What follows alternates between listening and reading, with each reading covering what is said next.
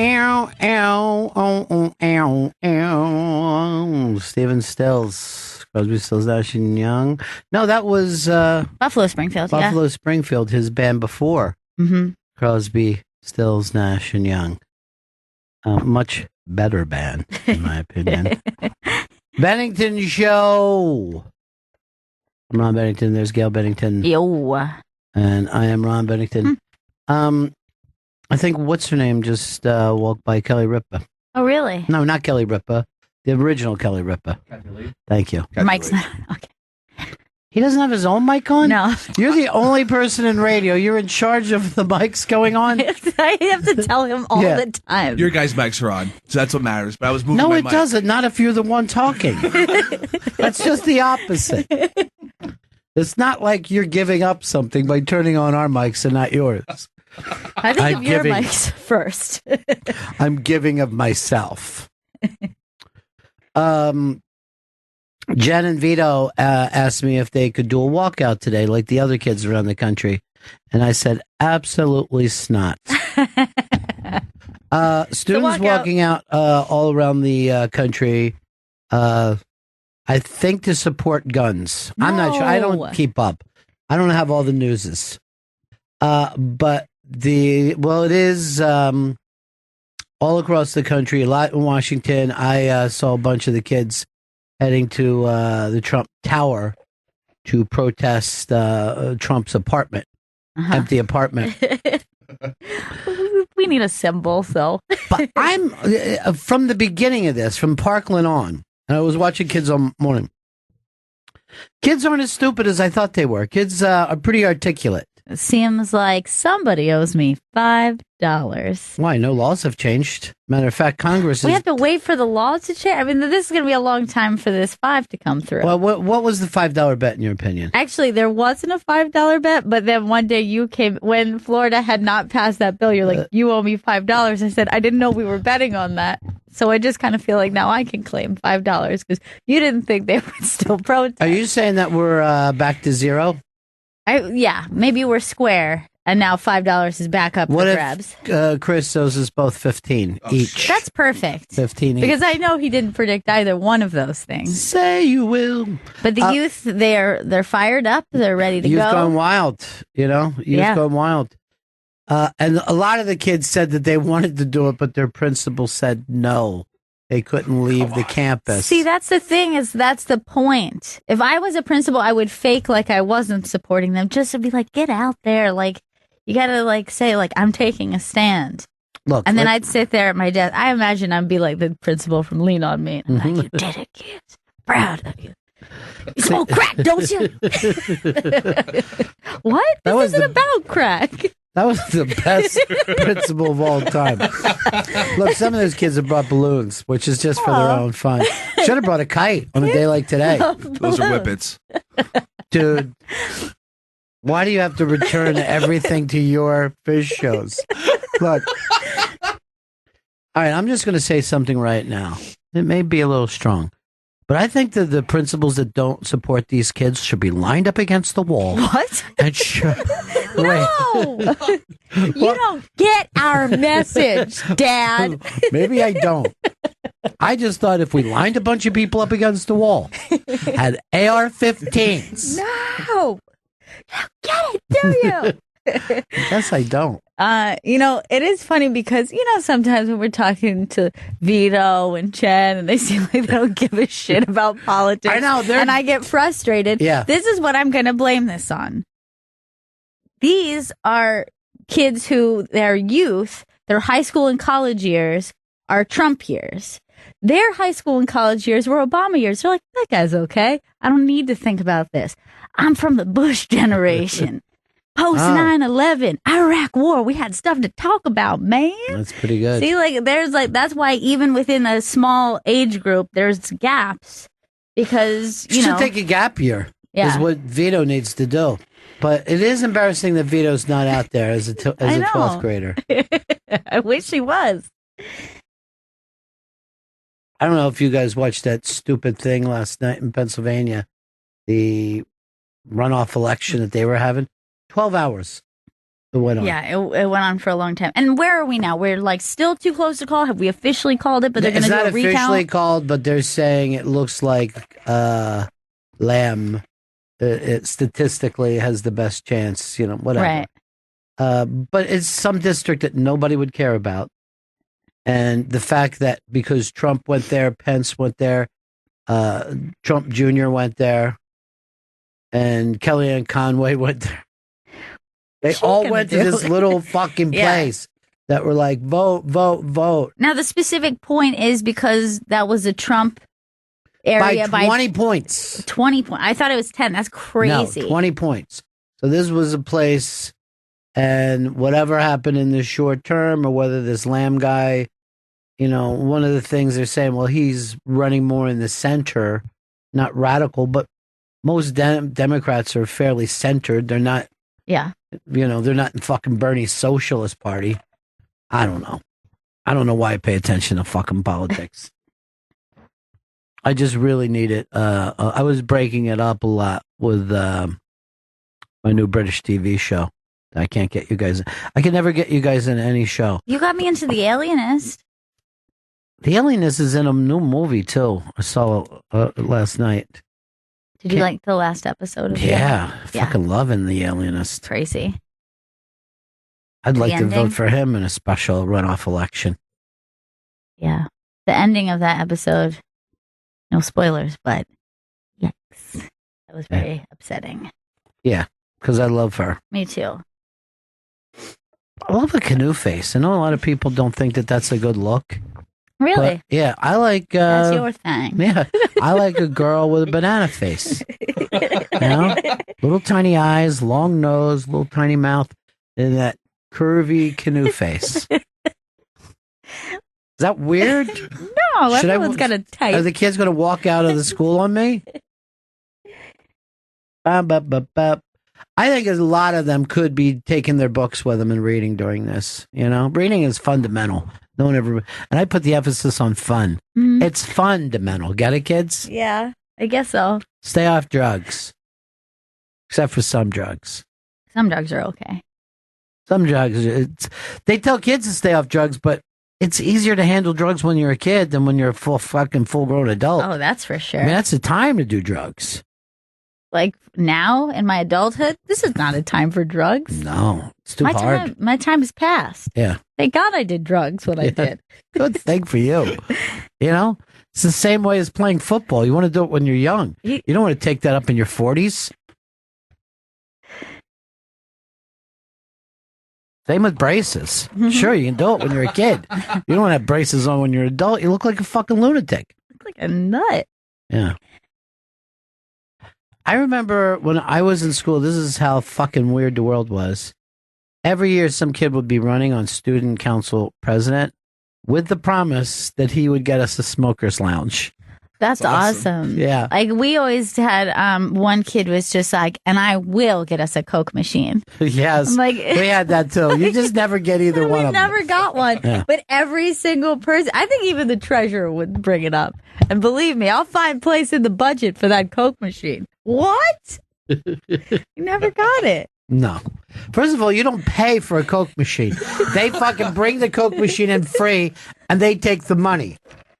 It costs nothing to get a Coke machine. And really what happens is that then the school goes, we're not going to have that in here. That's crazy. I said this, if you can get a Coke machine, you can get a pinball machine. We'll light this fucking place up. It was, it so was a young boy, I played the silver ball.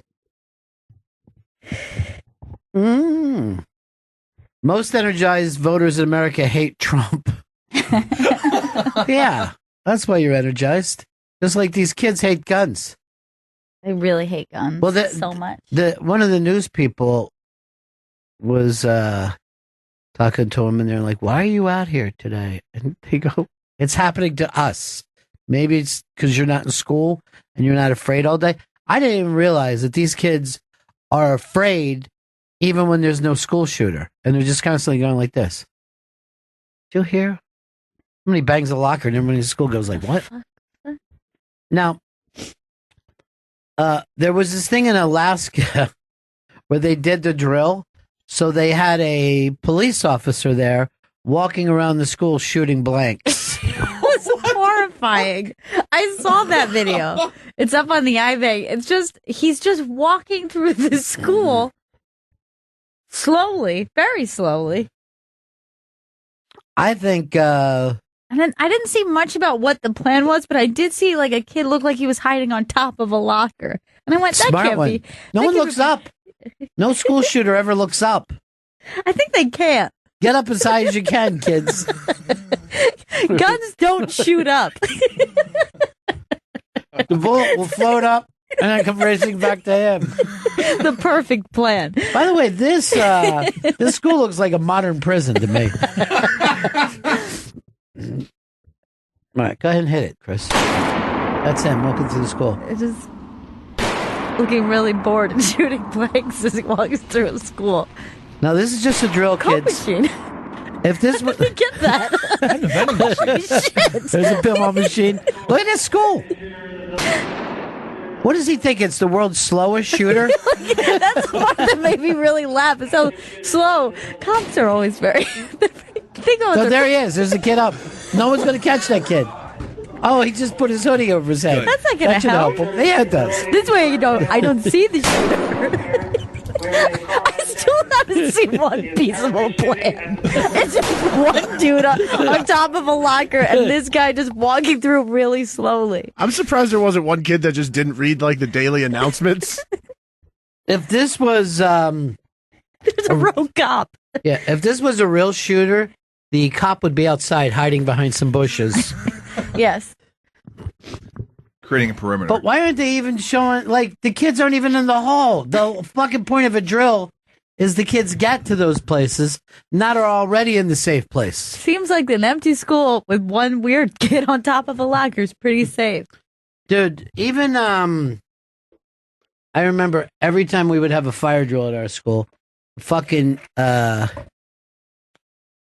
principal would come out and say, if that was a real fire, you would have burned up because you guys are unorganized. He was always furious with our inability to get out of the school. Oh my God, that was always mayhem, and I always knew that none of these plans would ever work. Well, when I was in sixth grade, I forget what I was made. It was my job that when the fire drill, I didn't go in my class. I went down to the kindergarten class. This was the thing to help them get. They assigned me this. Let me tell you something. I was fucking thrilled when I was called upon. There was no election, but they just came and said, Ron, this is going to be your thing. You're going to, we had, this was in Marcus Hook, Pennsylvania. So it was an old school then. I think it's still even there. Must look like fucking Roman ruins. But I would go from like, I don't know, the third floor down to the first floor, help line the children up. I think it was me and another kid too, with the teacher, and we would walk the children out. Again, thrilled that the grandson of a fireman, something was seen. There was some kind of sparkle in my eye, right? Fucking first fire drill. I head down. Mayhem was going on. Those kids thought it was an actual fire. They were fucking screaming. They were running around. We got them out in a cluster at best, right? It was like herding fucking cattle. We get them out there. Later, I'm called to the fucking principal's office. 2 kids were in the fucking bathroom hiding, right? 2 of the kindergarten. Just went in the bathroom and laid down and hid from the fire. And we lost some of the herd getting them across to their area. And I was, like the TV show Branded, stripped of my junior fire marshal thing. After one screw up? Only one man died in Bitter Creek. I could not... Yeah, one screw up would have killed a bunch of kids. That's the fucking point. Yes. You don't get a second chance with a real fire. You only have one shot, Chris. I remember I had a fire drill when I was in elementary school, and I was just happened to be in the bathroom at the time of the fire drill. So like my class was already lined up, and I was like, shit, I guess I'll just walk out of the school and just like try to find my class. And I get out there, And I was mocked and teased for holding a bathroom pass. Like, you were in there peeing. And I was like, look, we all do this. You know what I mean? Like, I don't know those why. kids were right. And like other classes and everything, like, look at her. She was obviously in the bathroom. It's like, I'm not embarrassed. Why are you guys trying to taunt me? I wasn't in the bathroom, man. I was walking around the school with that pass. They used to make us just walk outside the school and turn around and stare back at it. Yeah. And I was really confused of just a plan to watch the school burn down on the end of the Did you block. watch it? No, you're right. Everybody turned around and looked at the school. In every fucking school in America. I don't know. I had the same exact thing. You had to turn and watch your school burn. Has there ever been a midday fire that was an actual?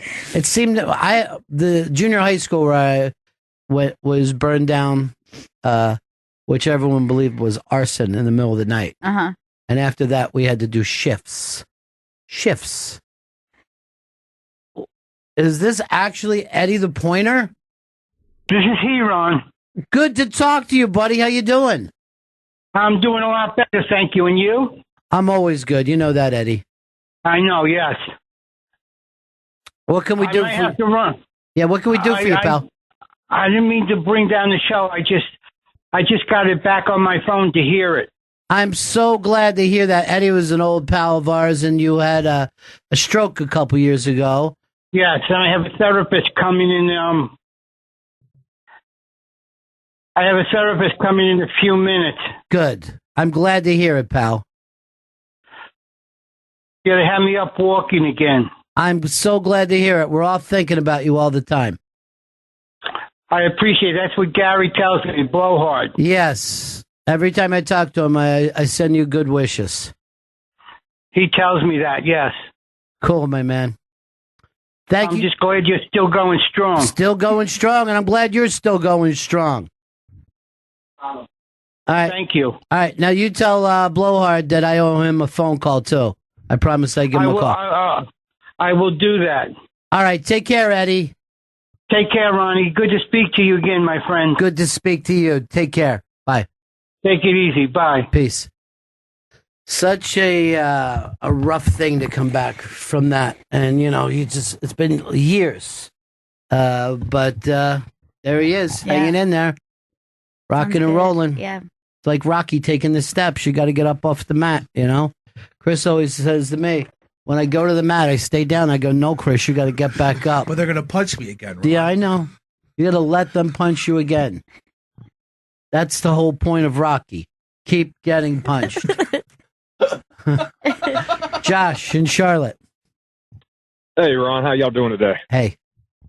You were just talking about how you had a job to do during fire drills when you were younger, and I had a similar kind of experience. We had a homeroom, like first day of class, my freshman year in high school, and I was a bigger guy at the time, and we had this kid, like 4 foot tall, couldn't walk, he was in a wheelchair, whole 9 yards. He had a bunch of stuff wrong with him.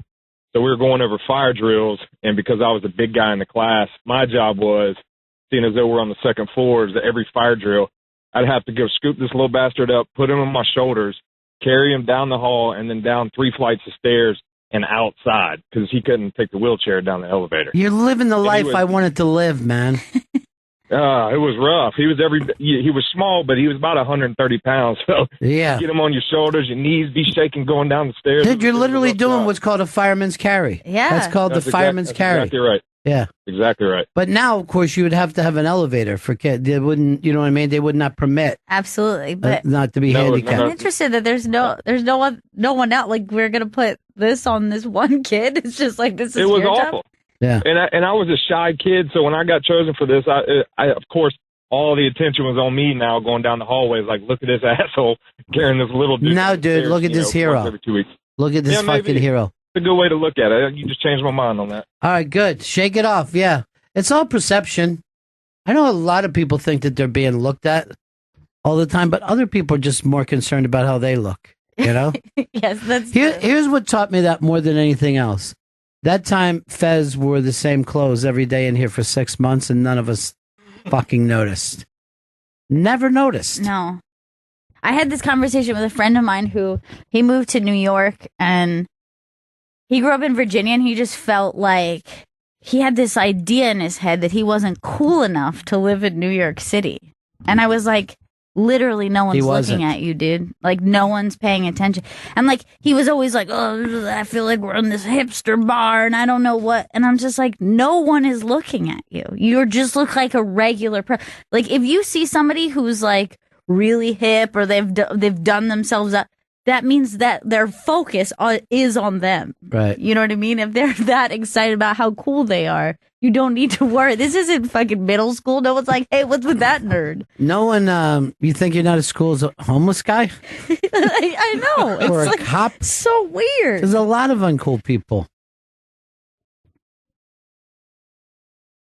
Some people are just fucking plain, you know what I mean? I hate to call them nuts, but I don't know. Yeah. I mean, is that he's the a medical nut term? for sure. I mean, this guy's a real nut. He's a certified nut. And I agree with him. He ain't cool enough to live here, but, you know. Nobody's going to stop him. There's plenty of people I'd like to fucking get out for lack of coolness. Vito shouldn't be here. Vito should be out in the streets today. I could get out there later today. Not later today. You're On supposed my to be out there terms. for the 17 minutes. Oh, my God. The protest Vito? was scheduled for like now, dude. Whose streets, Vito? Our streets. No, it's New York City streets. Oh, I thought we were like doing Don't own like these whose streets. Our Yeah, streets who are thing. you? The streets belong to the taxpayers. We'll say this, Gail, because we had the debate on this.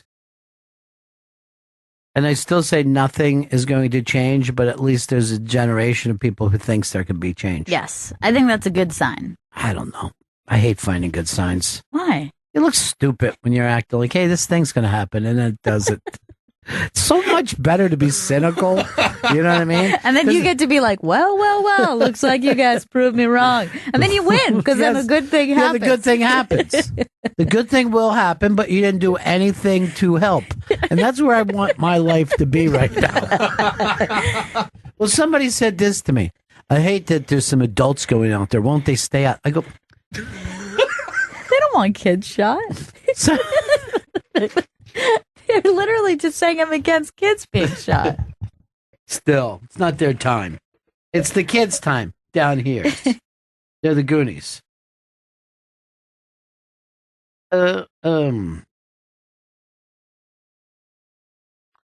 Sets Fire said she was listening to the start of the show with What It's Worth playing with only one headphone in. I guess she means earbud. Uh-huh. And you only get about 25% of it. That's interesting, yeah. Because that's weird, because Go Pack Joe wrote something kind of similar. He wrote, it's one of those songs that's totally different with one earbud in. He said the same thing. It's the old stereo sound, I think, where they literally just put one sound in one ear and one in the other. You're having an experience inside your head. Mm. Hey, Tim, what's up, buddy? Hey, what's going on? So my school caught fire my freshman year of high school. Yeah. And it literally was people just turning around watching the building burn. I don't know what you're going to do. Go get buckets like it's the Revolutionary War?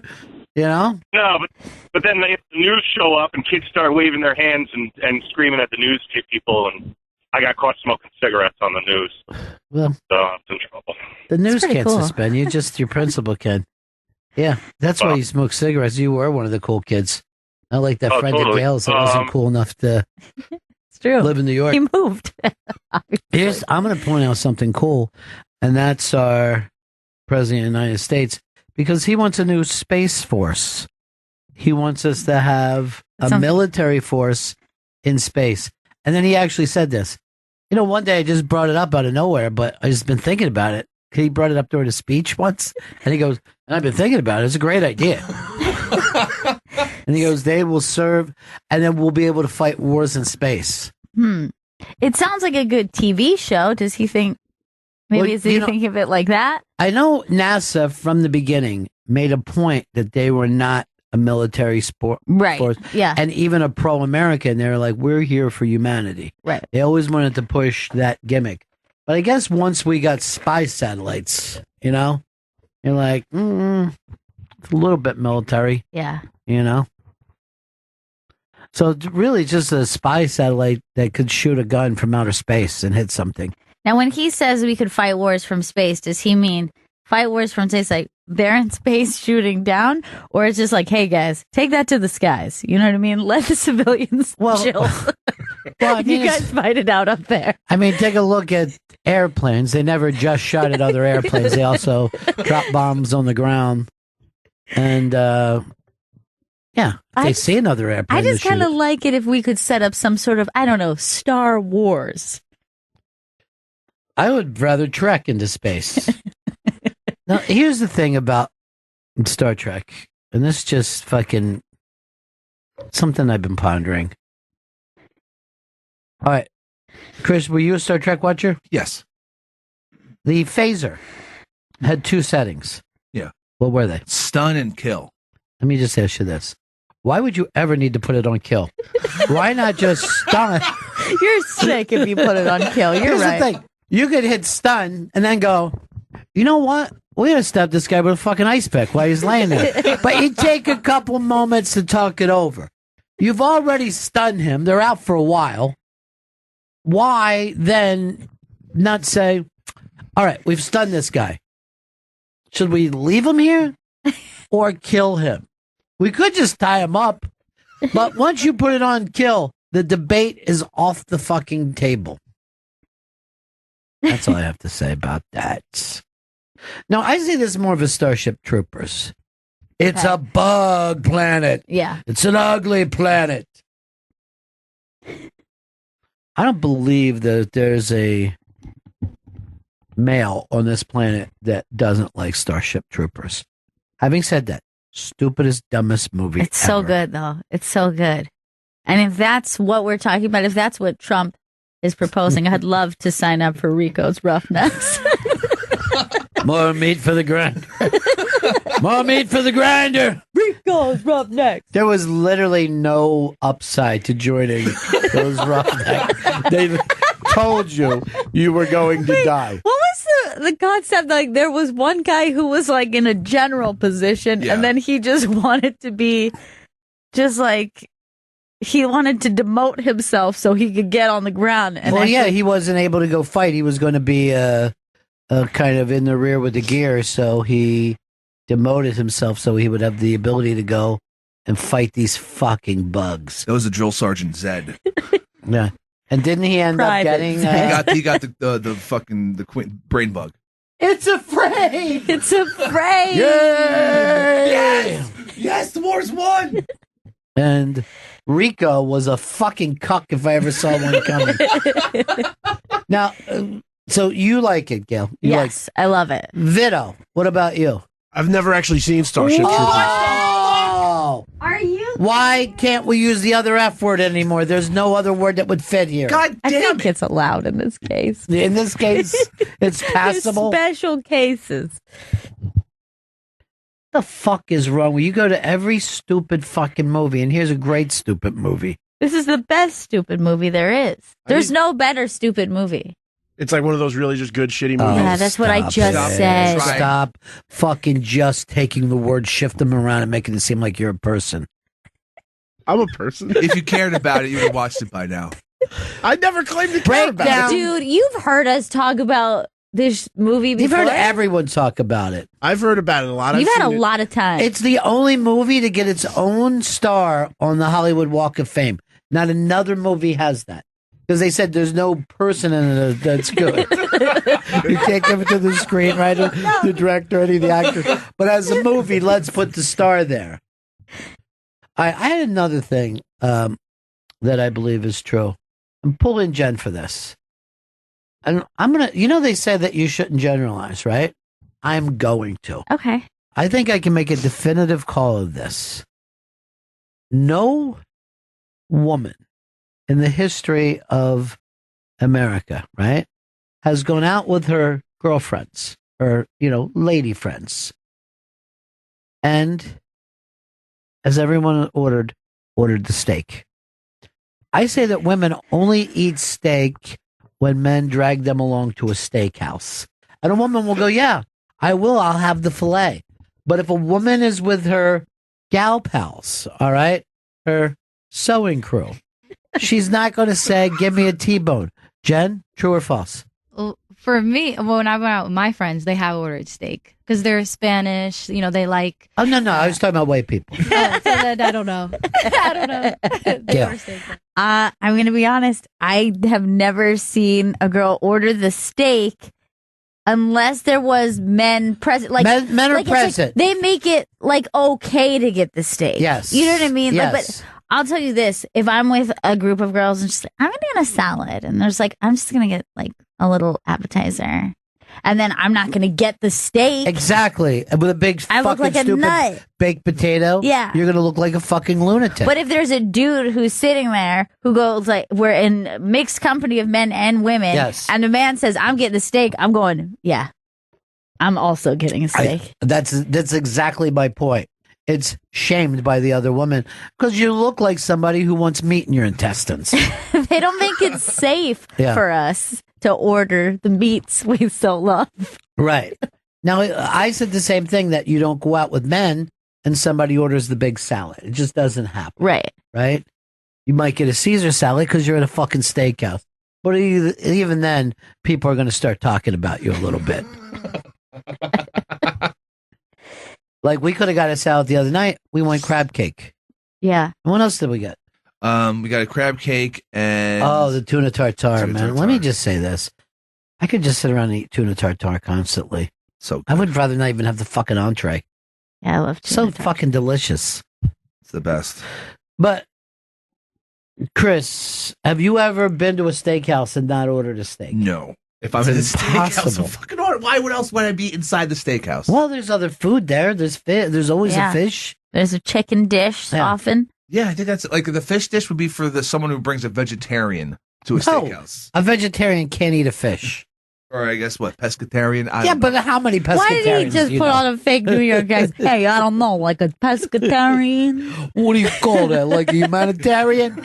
Is that what that is? And then it's that is what you call it. And even before that, I'm in a steakhouse. I'm going to get a big fat steak for myself.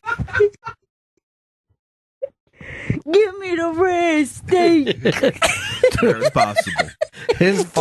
Seriously, he had the rarest steak that I ever saw in my life, and then wanted it on a cold plate. That is so. I don't know why, but actually, the cold plate made it more gross to me for some reason. It might have been gross, but I was thrilled when he said it. I went, "Holy shit, my man's going for it all." You know what I mean? It was like a very Jackass moment where, he's gonna fucking jump. The waiter really wanted me to have a hot plate. He was pushing for. He was worried about you. He was worried about themselves being able to keep themselves up and running with the health department. Hey, we gave him a hot plate. We tried. Yeah. Maybe we should offer a place that's called Steak and Pasta. I would love that. I'd go there every day. I don't think people realize what a nice fucking a little bit of pasta goes along with a steak. Doesn't happen often. I was in a place, it was upstate fucking PA, and their thing was surf and turf, side of pasta. And they would do it every Tuesday night, and I go, I'll fucking be there. So I'll see you next Tuesday, everybody. Don't call me that. I was fucking clean plate club. We didn't do dessert, though. We were kind of... Yeah. Why didn't we do dessert? Oh, you were in a hurry. Yeah, and also we also had some very cheesy, basically 2 piles of cheese for sides. Yeah, I let them order the sides, and it was 2 cheese dishes, 2 melted cheese. One melted into lobster, the other melted into cheese. Melted into lobster was funny enough, but then he just had cheese potatoes and bacon. There was bacon in there as well. And he was piling that up on top of his steak, his raw steak, and eating it through. Oh God. When he cut into that steak, I just heard this. Meow, meow. It's really good. His steak had been... There was how you go into a lobster place and you see that aquarium? In this place, there was a cage with fucking cows walking around. He goes, give me that one. Chris. He looks delicious. How about veal? Do you eat veal because it's baby? I've eaten it. I just don't like the taste of it. But I have no problem with it being baby. You don't like the taste of it? I don't like the taste of veal. I like the steak bread. I think I find the taste of a steak better than the taste of veal. What do you find? What do you think the flavor is different I haven't had it in years. It's texture more than flavor. Yeah. Yeah, it's a different texture It's for a milky, sure. Soft. milky. Yeah, it's not as. He likes the fight of a steak. Yeah. You know, he likes to You want- fucking gnaw down on it. Today's a dog day afternoon, huh? Yes, it is. Birdie's birthday. Yes, this is 5 years, 5-year adoptiversary. Wow. 5 years? Yeah, isn't that I nuts? feel like a drunk person now. It's pretty weird. And you don't even know how old she was. She could have been 10 when you got her. They said that they thought she would. She's not. I just tried to scare you. Please don't. They thought that she was 2, but I think she did a little growing, so I kind of feel like she might have been like 1.5. Keep her as long as we can. Dogs live longer, though. They do. I know. You think that she'll live to like what, 30, 40? Could easily. And we could replace her with robot parts. Or clone her. This is my Like Babs did. This is my only beef with Birdie. So when Birdie comes to my house, whether it's just to hang out for the day or to spend the weekend with me, she always comes up the steps, right? Yeah. Comes running down the hall, sees me, and literally stands on her hind legs to give me a hug. She's so, and I'm like rubbing her, like, there you are. You know, she's so happy to be there. She's so excited. Yet when, let's say she'll spend a weekend with me, or even a week if Gail's on vacation, I'll fucking stagger my vacation just to spend a week with this dog. Then Gail comes to get her and is leaving, and she never once turns around. Like, hey, we had a great week. As happy as she is to see me, she doesn't understand she's not going to see me again for a while. Yeah. I That don't know hurts why like hell. she doesn't understand goodbyes. She doesn't get them. When I first got her, she had a little bit of the separation anxiety. Yeah. And so I was taught by a trainer that it was a good thing to give her like a special treat that she's excited to get when you leave the house. So she associates you leaving with like a good thing. But I'll be honest, years later, it's hurtful because I start to like get my purse and I put my coat on and she's just like wagging her tail like, I can't wait for you to leave. And I'm like, this is so mean. Like part of it's just like, I'm sad, but you're really happy that I'm going. I wish my parents would have thought of that with me with kindergarten. They could have said, we're dropping you off and you're getting a donut. And that's the only time you get donuts. You're going to get a donut and a Pall Mall. That sounds so good to me for some reason. It was my cigarette of choice when I was a smoker. Pall Mall. Really? That was your grandfather's cigarette. That's why Isn't I that said weird? Pall Mall. But he didn't even smoke filtered Pall Oh, no. Malls. Yeah, I'm not that hard. He smoked an unfiltered Pall Mall. And I used to just be my job to go to the fucking store and get him cigarettes when I was very little. Unfiltered Pall Mall is just like a straight kick to the throat. Yeah, I It's think like, that's why he wanted it's it. really difficult. Yeah. He was like, let me be hard on myself. My dad tried to send me to get cigarettes for him sometimes, but they would never sell it to me. Yeah, at a different age. Yeah. They really clamped down on fucking cigarettes. One time, Jonesy, the guy who ran this little fucking store, so me and my friends would get, and we always got Marlboro, I think. Marlboro or Winston is what kids would get. Sometimes Cools, so we could say, smoke what you are. And that made us all feel like really cool. But when it was like we collected our money, it was my job to go in. And he goes, what are these for? I go, for my dad. He goes, he doesn't smoke Marlboro. He smokes Pall Mall. I go, yeah, but he wanted some Marlboro. He goes, well, I'm going to ask him. I'm going to ask him how he likes the Marlboros.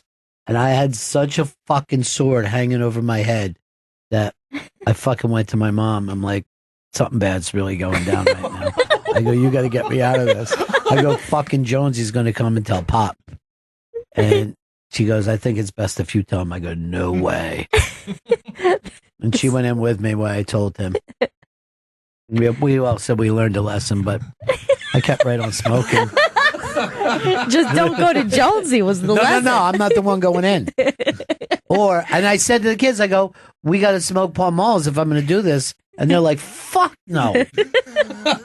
They didn't think that was as cool as the cools. Or Paul Mall didn't even have a fucking TV commercial. Here's Paul Mall. First of all, Paul Mall has that like weird coat of arms, and then their slogan is "Wherever particular people congregate." So that's not something cool for kids.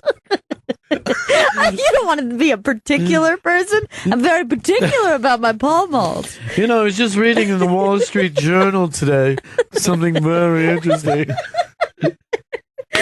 You're quite particular, aren't you? That would be the funniest fucking kids movie if they were just drinking martinis and being stuck up. Oh, we didn't even bring this up. Fucking Chris's hero, Stephen Hawking, passed away. 76. I know it hit Chris hard because he passed away. Yeah. On the prep. Yeah, he's gone. Dead. Murdered. You don't think? It was the ALS finally got him after 50 years. Yeah, he was only supposed to live till he was like fucking 19 or something. He got in the 60s. I don't even think I read his book before I saw that movie that he was in. And like when that movie came out, no one was even doing robot voices then. He was like the first person I saw doing robot voices. I remember really being young and you explaining to me who he was and how he communicated and that he was like this brilliant mind. Yeah. Trapped in this body, and it was because of technology we were even able. Like normally, we would be just like, "Well, what are you gonna do?" Yeah, he's stupid. That's what we would have thought if it happened 30 years before. We're like, "Oh, he became a vegetable," you know. So weird.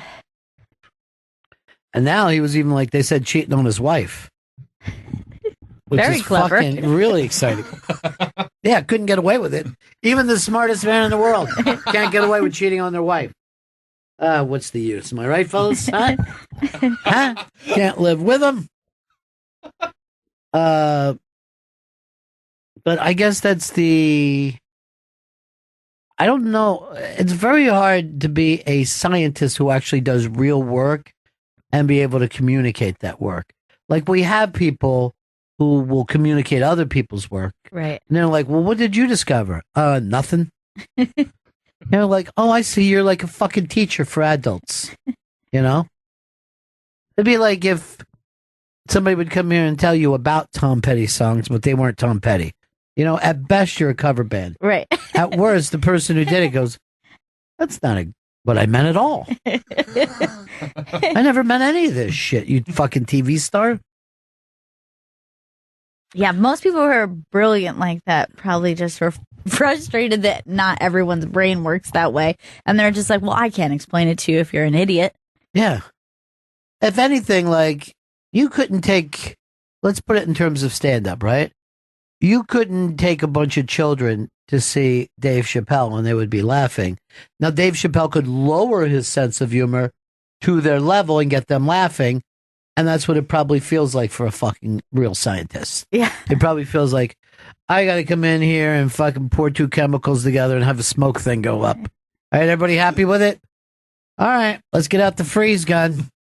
You know, but it's never what they really do. Yeah. Because even if you, like, even for me, like, I could read something like his theories, but then I'll be like, wow, that's fascinating. I can even, like, listen to him talk about it. But then, like, if I had to, like, re-explain it a week later, I'm like, black hole, but to really, imaginary time. Yeah, but to really understand it, you'd have to be able to read that fucking math problem. I know. As soon as you go into the English language, you're dumbing it down that moment. Well, like somebody was talking about his concept of like imaginary time.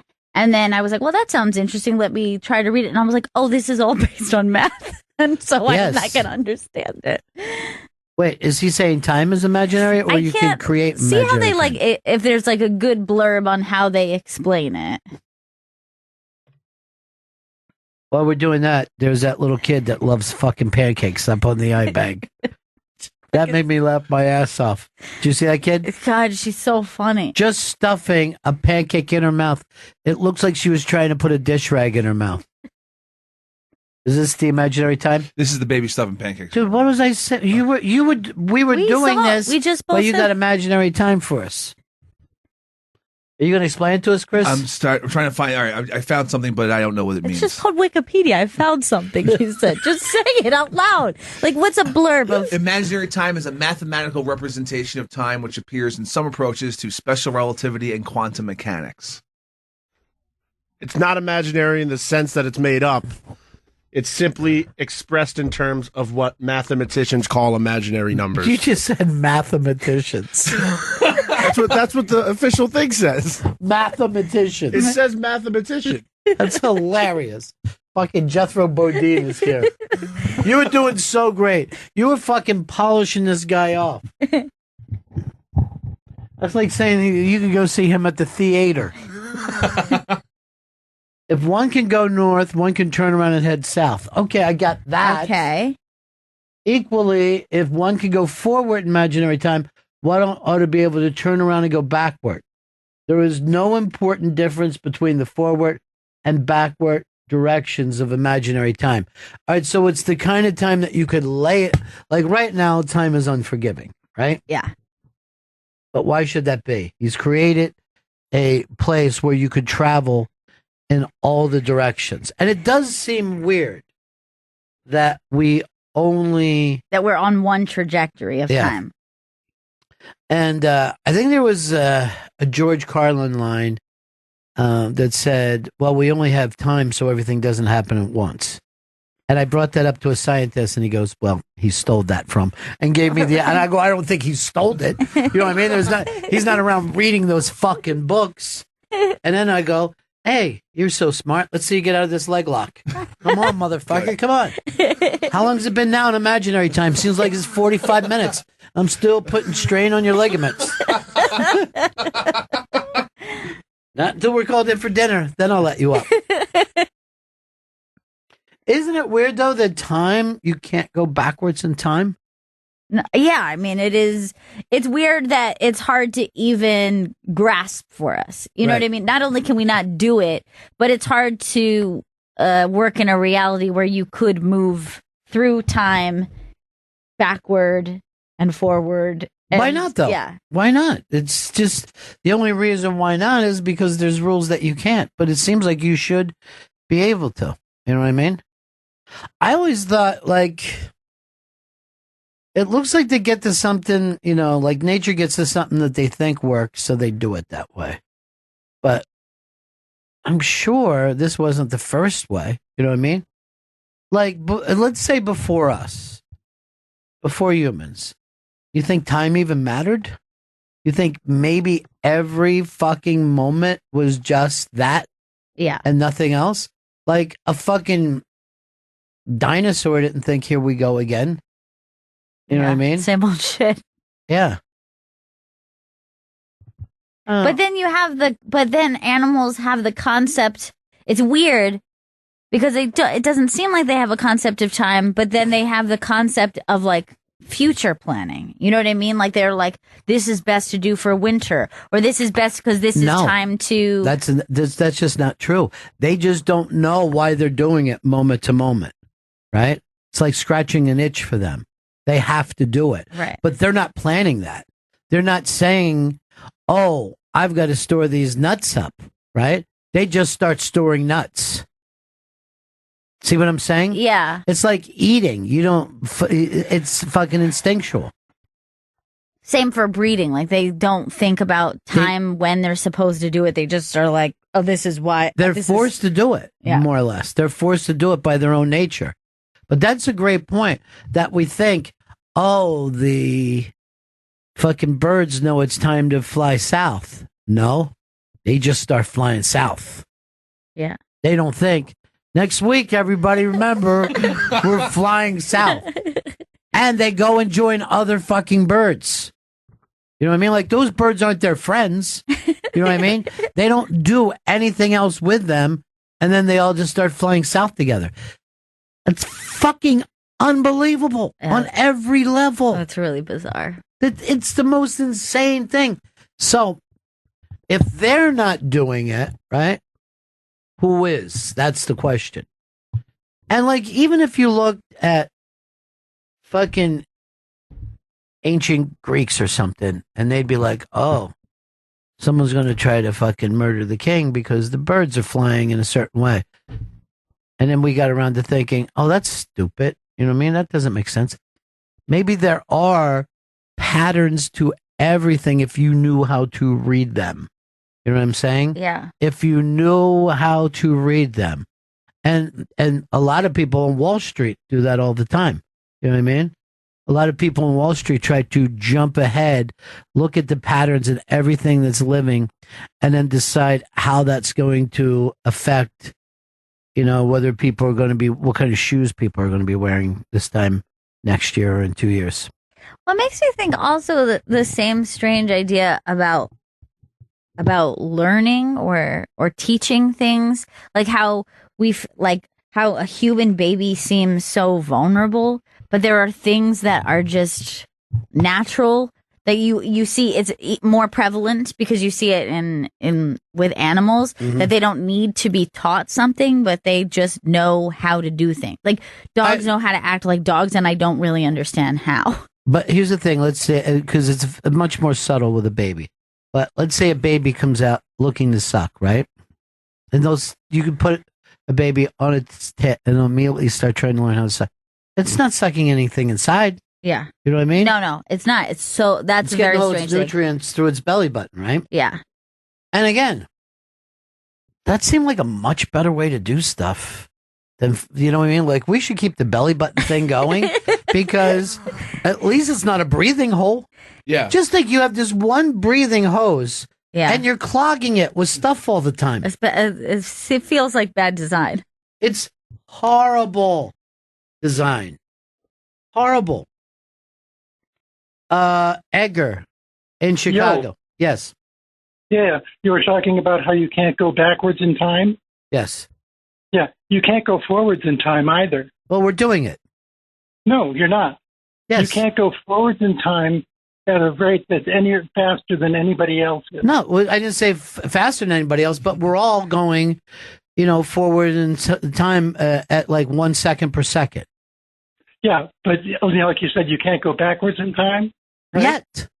Yeah, you can't. So you are going through time at a different rate than everybody else. All right, tell me how. Backwards in time. Right? But if I went backwards in time, I would be going forward in time differently than everybody else. No. You would be going through time at a different rate than everybody else. Meaning to say that, like, we all, let's just say on this earth, in this universe, however you want to say, are moving through time at the same pace. Right. So if we were No. Time doesn't move. There's only one moment of time, and that's this moment. Right. You can't go back to last Tuesday, and you can't go forward to next Tuesday. No, but here's the thing. We do go forward to next Tuesday, but very slowly. We don't move at all. Of course we are. Time does not exist. We've moved since we were talking. No. Can you go back to when we started this conversation? No, I can't. I wish I could. I wouldn't have taken this call. Yes, exactly. Because we are moving forward in time because we aren't living in the exact moment that you just said. We are only living in this moment, right? We've moved on from there. So we've got to be moving forward at the same pace. Our consciousness has moved on. But physically, we've left that back. There's a physical spot. There's only this spot here. Right. Only this exact second. Well, wait. Now we've moved past that. When you were explaining that thing, we've moved since then. You said that it was only that second, but now what about this one? We've experienced, but we haven't moved. All right. What I'm going to ask you then, when you called me, right? We started talking. Right. Where is that physical space? Gone forever. It's gone forever. So it disappeared?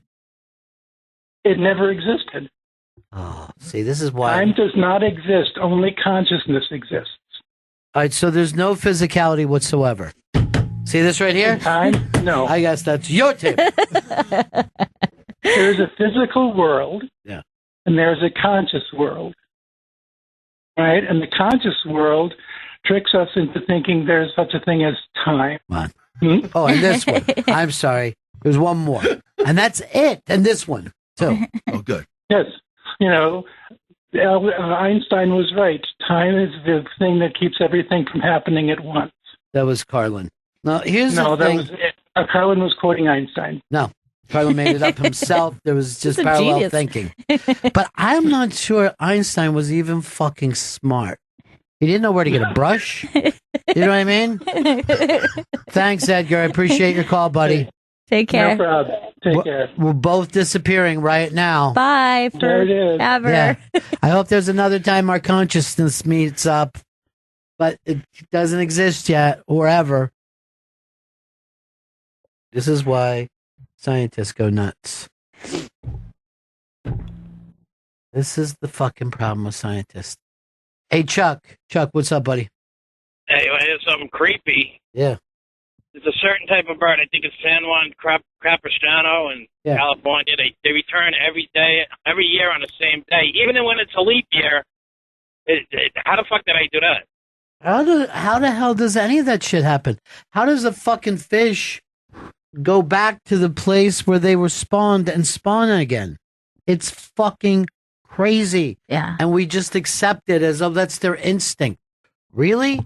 Because that fucking knowledge was uploaded into whatever fucking pea brains that they have. You know what I'm saying? Well, yeah. I mean, in terms, I always think that's strange in terms of dogs. Like, dogs are domesticated, so we've changed their nature.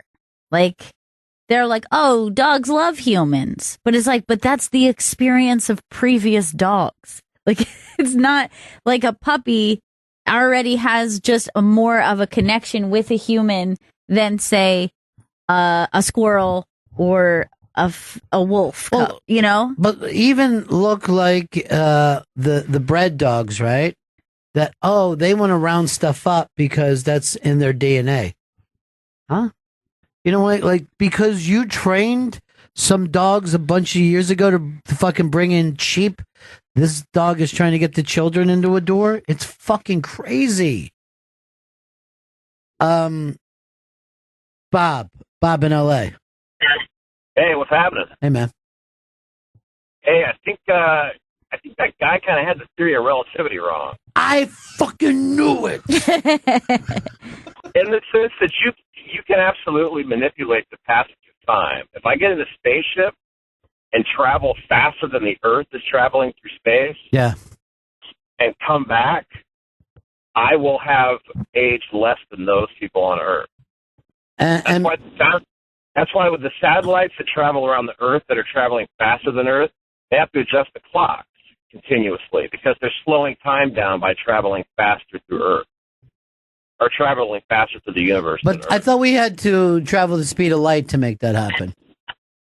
No, as long as you're traveling faster than the Earth through the universe, so you can slow time down. That's why truck drivers always look so young, because they're driving all the time. All right, thanks, Bob. I wish we'd had him back on because he would have just infuriated you.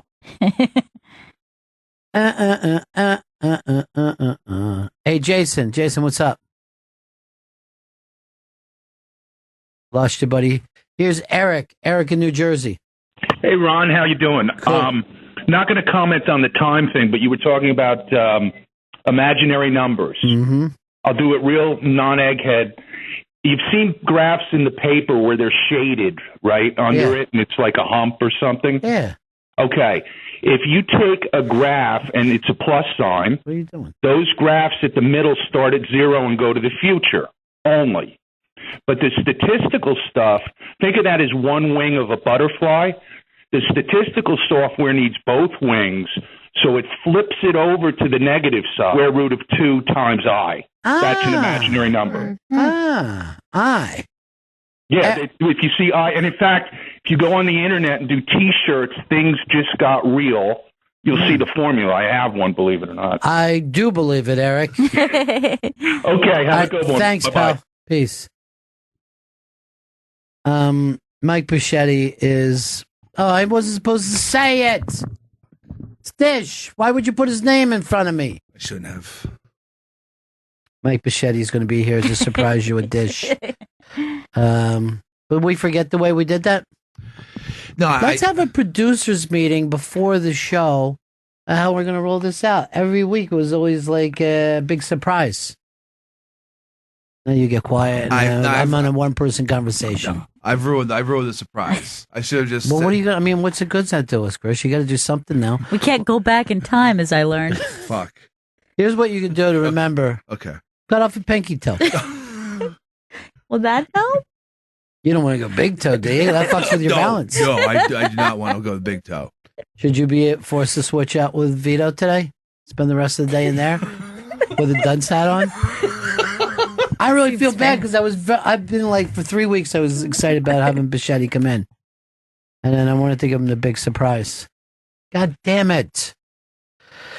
By the time you order takeout, you're already ravenous. You find what you want, but after tax, delivery fee, and tip, the cost of your meal doubles, and you still have to wait another 45 minutes for your food to arrive, so you just end up snacking. With HelloFresh, you can prepare and eat home-cooked meals for less than $10 a plate, long before any overpriced takeout would arrive. Just go to HelloFresh.com.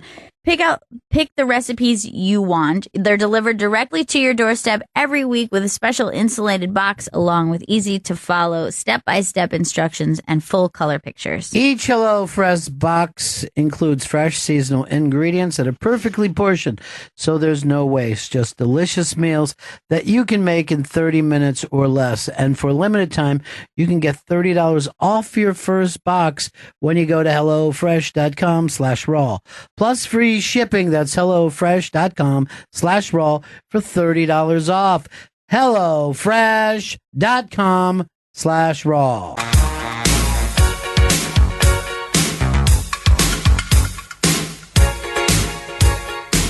That was fun with Jim's thing. I never did his show before. I know him called Mr.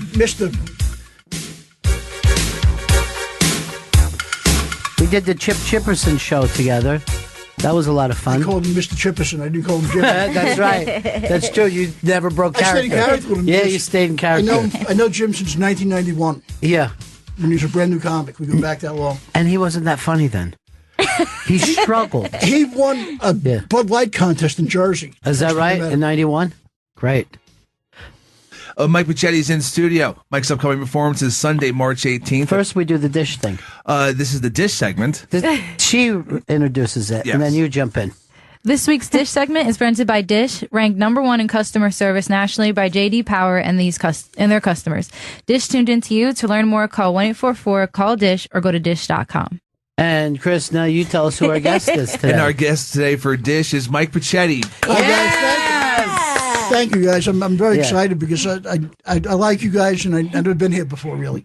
You've never done our show before? No. That's crazy. That's stunning to me. Yeah, but I didn't want to, you know why? Because first of all, I don't like to bother people for stuff in this. Oh, you know what I mean? Because I'm the same way.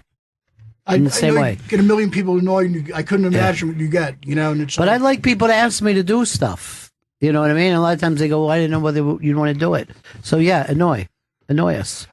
I don't really like to annoy. Well, tell everybody where he's going to be, Chris. Mike's performing Sunday, March 18th at the Comedy Cove in Springfield, New Jersey. And Mike's recording his album Sunday, May 20th at New York Comedy Club. Go to MikeBichetti.com. Show when we hung out. Yeah. You were great that day. But you made me comfortable because, you know, when you asked me I think Jim asked us what kind of ice cream you like. Right? Yeah. I mean, there's like 85 flavors I can name on it. No. I always tell everybody this. It's the show that has me on my heels more than any show I've ever done. I never know what to say back. It's hilarious. It's good in a way because you know, it keeps you on your feet is right because who knows what you can ask you, you know? It really keeps me on my ass, but I think it's really fun. It's really fun to do. But you were great that day. Anthony was great that day. Babe, his producer. I don't want to say something's happening between them, but I feel like it is. He calls her Babe. Babe. Sparks, I think. It could be. You don't know. Yeah, it could be. He's been known. All right, let's get into some Dish. Well, TJ Miller, he finally he What's reached. he doing? You know, TJ? I think he was. I think if he's wasn't a Practical Joker. If I'm not the right guy. No, that's not the right guy. This was the guy. What's the name of his show? Silicon Valley. Silicon Valley. Yeah. Oh, does he have like curly hair? Like Yeah, he's got he curly does. hair. You know him. Yeah. Yeah. Yeah, I think I knew. Yeah. All right, so we got that story down. What's next? Just identifying celebrities. Well, he's reached a settlement with his driver because before he allegedly punched him in the face. Mhm. So, yeah. It was his Uber driver, not the guy who drives And for his him all the personal time. driver. Yeah. This is my driver. Yeah. Sounds like Sean Penn in 1986. That is true. Sean Penn was a puncher. And I still think he'll punch you. Yeah. He's still a badass, Ron. I think if you looked at him wrong, he'd still, after a few drinks, he I might. wouldn't want to cross him. Yeah. I had heard his story once that Mickey Rourke was saying something about Chris Penn, his brother, and this was like back in the 80s, and Sean hunted him down. You're kidding And it was me. like, Mickey was like, hey, look, I was out of line. Yeah. Isn't that hilarious? Holy shit. So much for the wrestler. So how much did he have to pay him? They didn't say what the settlement was because it was between them two. So Chris is probably involved. This is secret settlement. NDA. Well, Chris's mom blew up from a pipe or something, right? Pipe bomb. And he ended up getting $542,000. Is she okay now? She's passed. My mother's passed away, and I I'm can't sorry. talk From about a it. non-related illness, though, right? I'm so sorry. Yes. I'll put her in my prayers. I'm so sorry. Ah, that's so I nice. appreciate that. But yeah, I can't talk about any sort of settlement. I'm sorry. Yeah, we're all sorry, Chris. Don't bring us down. Yeah, we're in like, here. We're having fun. We're having a fooling good around time. a little bit. We're joking You know? around about the driver. No. It's okay. No, it's my fault, Mike. No, you know what? We all have dead relatives. We don't bring them up during comedy time. I should have brought them up. Death is a part of life. It is part of life, Chris. That's good advice. I'm sure. I lost my dad a few years ago. So did I. Yeah. Gail, when no. He's Gail, trying to top you now. Gail, when did your dad pass away? I'm still taking very good care of him. Oh, good. Then he's doing okay? Yes, he's doing good. I worry about him. I worry about him. He's abused himself quite a bit. Dash. So, speaking of Sean Penn, he has he's been seen with a new girl, Amber Heard. They were spotted. Johnny Depp's old girlfriend. Yes, well, Elon Yeah, Musk's. They recently. Yeah, but Johnny Depp's like ex-wife. Ex-wife. Yeah. All right, so this girl doesn't date anybody but famous people. Yeah. Well, Mike, isn't there a name for that? Can I curse? Yeah. Starfuckers. or chuckle fuckers, as they call them in the comedy club. Chuckle fuckers. You meet a lot of chuckle fuckers, Mike? Not enough. There really isn't enough. There's one per show tops. Well, Ron, we've been doing comedy forever. It changed over the years. It's like when we started, funny meant something severely majorly. Now Right. it's like it's a casting call now. Yeah, I know. That's true. Having a little drink at the end of the day. So we'll see. What's wrong with having a little, something they'll pick the edge A little off? wino forever. Now, I miss her. Now, Amber, I only saw in one movie called Keeping Up with the Joneses. Did you guys ever see that? I did not see it. She's beautiful. I've never seen her Beautiful. Mm-hmm. Beautifully stunning, very sexual person. I think she was in the Rum Diaries as well. If you saw that. I did see the Rum Diaries, but I don't remember her. She must have been plain. She was like the blonde girlfriend. who, like, Okay, so disappeared. she's then obviously beautiful. Yeah. So that's where Depp met her. Yeah, that's where Depp met her. Yeah. Oh, Chris has got all the inside I got some info. dish myself. Yeah, his mom passed away. Very sad. Chris, maybe we go to Jack Black's barbecue. He's got you there, dude. I look like an asshole. No, you don't. No, I look bad.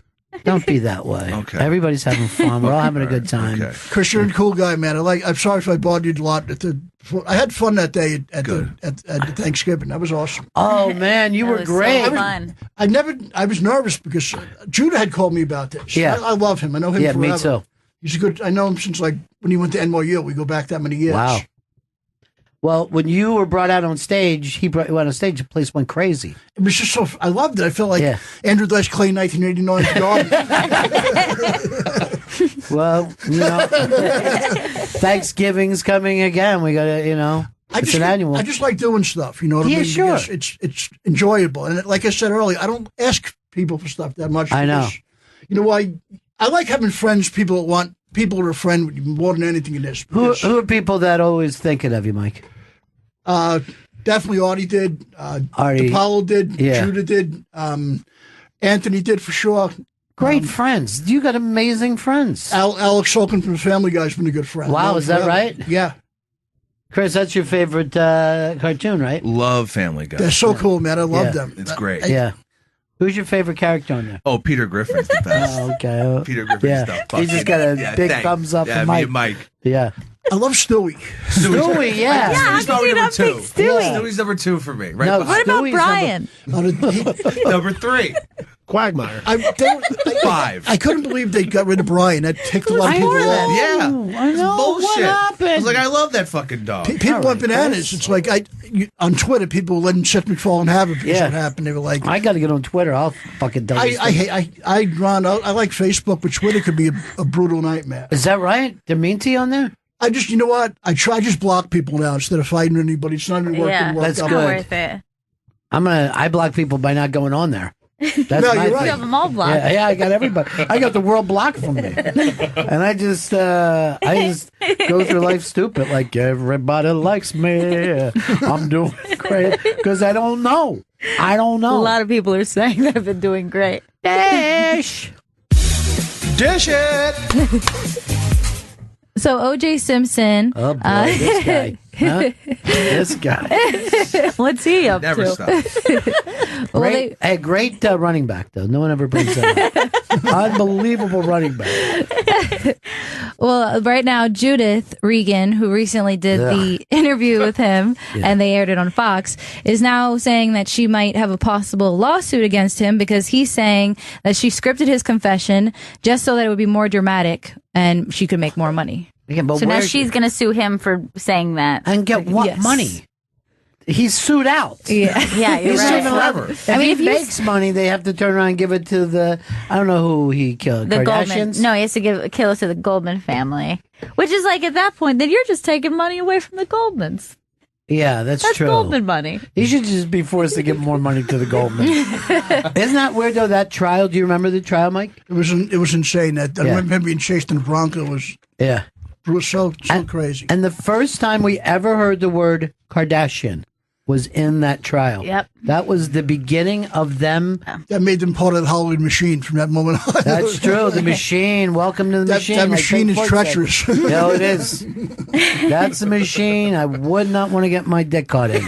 You know? I just want the machine to cough out some money for me, and I'll build a castle and get away from people. No kidding, dude. It's your time. That's why I'm hoping that this album pops, you know? Thank you. Mike Machetti's in studio. He's performing Sunday, March 18th at the Comedy Cove in Springfield, New Jersey, and he's recording his album Sunday, May 20th at New York Comedy Club. There's going to be 2 shows. Go to MikeMachetti.com for tickets and all of Mike's days. Is this an hour that you're doing? Just a half. You know what? Because I want to give them a taste of a half and then a half because it's hard to watch people from an hour or more. You know what I mean? 50 minutes is enough. I mean, you're a headliner, Ron. Yeah. I don't care. It's hard to entertain people for all that time, especially today. Nobody has an attention span to listen to somebody that long now. So you're going to do 2 half hours. And I'll do one half, see how it goes, and then keep like that. Because the way my act is structured, right? Yeah. I have very short bits. Good. So, you know what I mean? To do an hour of that is like Stephen Wright's a great comic, but certain people it wear thin on you. Like Sure. I mean, I went to see Andrew Dice Clay back in 1990. I'm a huge fan of his, right? Yeah.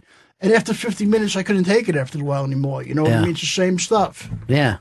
You know? So, so you're going to give them a half an hour, sweet Give me a half. taste of me, yeah. Yeah, give them a sweet half. See if they like it. I know we'll give you some plays here on Sirius XM. That's without a doubt. Dash. Well, Snapchat was forced to apologize because they put up an ad that asked users if they'd rather slap Rihanna or punch Chris Brown. Oh, God. Let me guess. I guess I'd slap Rihanna if I had to. What? Why? The way she treated Chris Brown. She drove him crazy. Yeah, Snapchat. I don't think this is a good question. Is Snapchat still even happening? No, Kylie Jenner fucking made the stock plummet. Who said that? Who's talking? Oh, that guy in there. Did you ever say it, Mike? Hey, Mike. Hi, how are you? Nice to meet you. I thought it was Chris in the other room. Mike, look. No, I was like thinking, wait a minute. I drank a lot in the 80s and a lot of problems. They were having a stroke. Like, wait a minute, did I just hear Sam Kennison? I love it. Yeah, me too. Me too. Ron, did you ever meet him? I would have loved to. Yes, I did. I got a chance to meet him, and he's, everything you wanted him to be. I wish I would have met him. Unfortunately, I didn't. He and Dice came out they both broke out around the same time. For some reason, they didn't get along, but I kind of wish that they did. I know. They were friends before, all that shit broke out.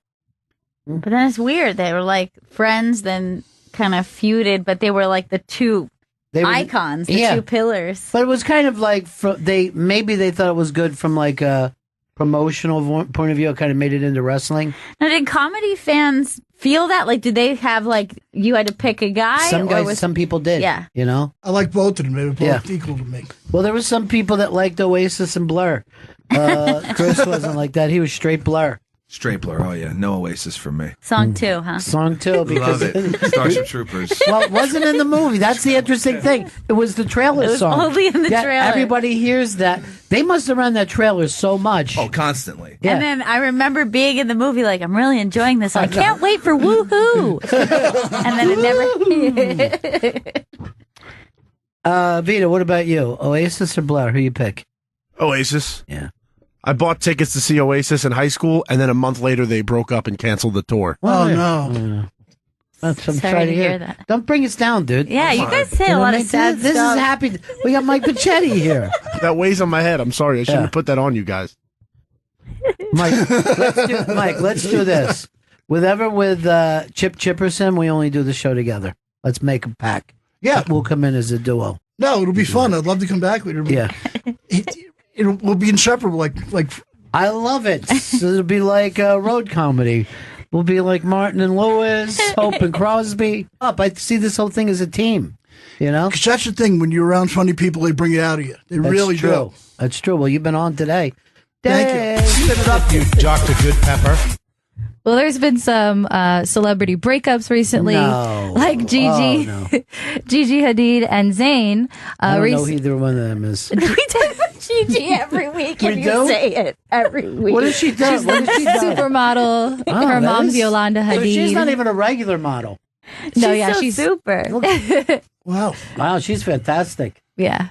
I like her. And then her sister Bella. I like the way she spreads her legs all the time. I know. All right, now she's the model, and yes, he's from One Direction. Here's the thing about him: it can be too much tattoos. You know what I mean? You know what? I was actually like the tattoos are a fine amount to me, but I think there could be too much hair product. So that's where I went. He looks like the guy from what the hell is that show? Had Yo Mama. What was his name? He had a weird first name. Yeah, the Yo Mama the '70s show. Wilder Wilder Valderrama. Yeah, he looks like him a little bit. Oh, he does, and that guy gets a lot of women too. Yeah, Fez from him. That's where Fez got his. Fez got his name from. You know why? It's a nice. Our Fez was watching that '70s show. That's what it is. Yeah, that's where he got the name. Yeah.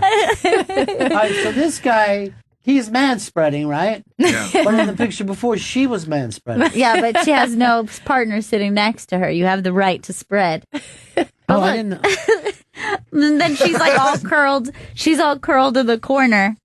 And he's like complete. Look at her legs are just like, go ahead, you take the see space. The giant bulge that he has. He needs to spread it out a little bit. Now, by the way, you say you could do it alone. Did you see that woman that was on a subway and was singing the song because she was singing the song, I'm the only person on the subway? And then she saw another person. It's the funniest shit ever. It's up on the iBand. We don't have time to do it now. Dish. Everybody's at home right now. What are you eating your food on? A dish. Let's get there. Dish it. So Selena Gomez and Justin Bieber boy, also. Those two, huh? God. Those two. She is hot as an oven. All right, let's take a look at her. I'm not that familiar, but she's that hot. I think so. Yeah, so you could put something in her and bake. You know? That sounds like a yeast infection. This can't be the story. You want to do it like her high school yearbook. That's sick, Chris. Oh, she's the one that doesn't have a liver. Oh yeah, her friend gave her kidney. A kidney. Yeah. Oh, is that right? A kidney? Yeah. Here's the thing. Nothing was even wrong with that kidney. She just wanted an extra one. She wanted a backup. Oh my God. She could have spare hand. It is. Put it in your trunk then. Or is that her there? Yes, it's her there. Oh, she's adorable, but you know, if you had to choose between the two of them, I think you're going to pick him. Yeah, am I right, guys? I mean, I think we can all agree. Dish. Now, what is going on? With no, stop. What's going on with them? Are they broken up? Are they back together? They rebounded. They both were in different relationships, and she was in a serious relationship with The Weeknd, and they both got back together recently, and people were really excited. And now they broke up again. They're saying because he was smothering her, and then she had to kind of physically smothering her. No, that's not right. Was just smothering her in the relationship, and then she left to Texas, and he was caught crying in a car by himself. That's bad when you lose your first girlfriend. Yeah. And have a car cry over it. You're doing that classic car cry. Crying that you can't even tell anybody what's going on. Don't know what I did. You just get all spitty. Yeah. And doesn't she call him when she's having sex with other guys and taunt him? Yeah. Isn't that one of the things that she does? But he likes it, he said. He likes me for my 3 kidneys. Oh, God. Jen, isn't there a thing in Trinidad, kidney pie? Isn't that something that you guys use all the innards, right? Kidney pie? What? Yeah. Or is it just fish cuts? What do they eat down there in the islands, Caribbean? Mike, you ever been in the Caribbean? What were you doing up at Montreal Comedy Fest? Just once. Yeah. Enjoy it? I had a great time. I was just there for the day. Yeah. It was nice. I'd love to go back. What's the fries that they have there that they make a big poutine? Yeah, did you ever have that? I basically came in the morning. Yeah. Flew the next morning back. They kept me for a day. You can spend a couple days, sightsee a little bit, you know? The woman I was like getting kissed by a woman. I'm like, whoa, this is incredible. How come this doesn't happen in America? Oh, they kiss on your cheeks all the time? Yeah. Wow. Yeah, that's true. I love that. I'm like, yes. I think I died and went to heaven. Yeah, me too. Mike Bichetti's in as our guest for Desh, and Mike's upcoming performances are on Sunday, March 18th at the Comedy Cove in Springfield, New Jersey, and Mike's recording his album Sunday, May 20th at New York Comedy Club. 2 shows. Go to MikeBichetti.com for tickets in all of Mike's dates. Thank you, Chris. What year did you start comedy? I originally started in 1989, but I dabbled for like 6 months. Right. But then I came back in January of 1992 and stayed. And who were the guys that you came in with? Like Florentine, and was that your crew? Actually, yeah. Well, they were a little bit before me, but it was Jim Florentine, Don Jamieson, Judah Freelander, wow, right, Gaffigan. Wow. I would also see like a young Attell at the time who had like a couple of years on us. Yeah, and he just seemed like he was way ahead of you. He was like, the first time I seen Dave Ron was back in 1993 at the old Boston Comedy Club. Right. It was an open mic. I was only doing comedy about a year. I never seen him before. That room just shook. He killed so much. Right. He was only comic like 6 years, and I was like, yeah. I think he's he's one of my favorites. Oh, I agree. He's untouchable. He's literally untouchable. And yet, people touch him. That's the weird thing. Don't come over and touch him. Gaffigan, by the way, I think has got 2 movies. Oh yeah, coming out. One is Chappaquiddick. I don't know what he's playing with. I saw him in the trailer. And there's another one that's playing South by Southwest right now. Had its debut. Do you see it, Chris, up on the iBank? Yeah, it's called You Can Choose Your Family, and he's starring in it. Wow, I've never even heard anything about this before it happened. That's the whole family there? Is everyone that was at South by Southwest? Gaffigan is a really good actor. Oh yeah, yeah. Jim's a workaholic, Ron, from day one. He didn't shoot those guys would do spots no matter where it was. Didn't even care. Those guys are workaholics. Yeah, he still will go out to like parts of Brooklyn and Queens. They've never heard of him. You know, different kind of ethnic audiences, and just go there and try to win them over. And I'm like, man, that's really a difference because once you get the nice career going, no, me too. I'm moving to France to Johnny Depp having a castle over there. Yeah, get yourself a castle. Get Amber Heard in there. Hit her with a wine bottle. Oh no! Oh no! Don't hit her with a wine bottle. Right. That happened to me. We did. What happened? We did a spoof of Goodfellas down at the cellar. Oh yeah. Judy Gold hit me with she played Joe Pesci in this. It was so funny. She hit me with a wine bottle. I just bought but it was a plastic breakaway. Yeah. I was terrified. The whole week I was like anticipating it. Like, am I going to be killed? Am I going to have another heart attack? All kind of shit going through my head. Right? Didn't even feel it. It's just like you don't even feel it. It just goes like it shatters. I did the same thing in a spoof of Goodfellas. and Jep Applehoff, the big, Yeah. he's a big game show producer now. So we got this breakaway bottle. I come in, smash him with the bottle, cut, everything's funny. I turn around, and there's this blood coming down his Whoa. head. The breakaway bottle still cut him open. Oh, It's God. still something, No, classy about it it. scared me. I was like, holy Yeah. shit, I'm thinking of Brandon Lee. And I meant that. Exactly. Yeah. Yeah. Brandon Lee, do you remember that story, Chris? Or was that before your time? I remember that. The Crow, right? Yeah, but isn't the crow wasn't the important part of it?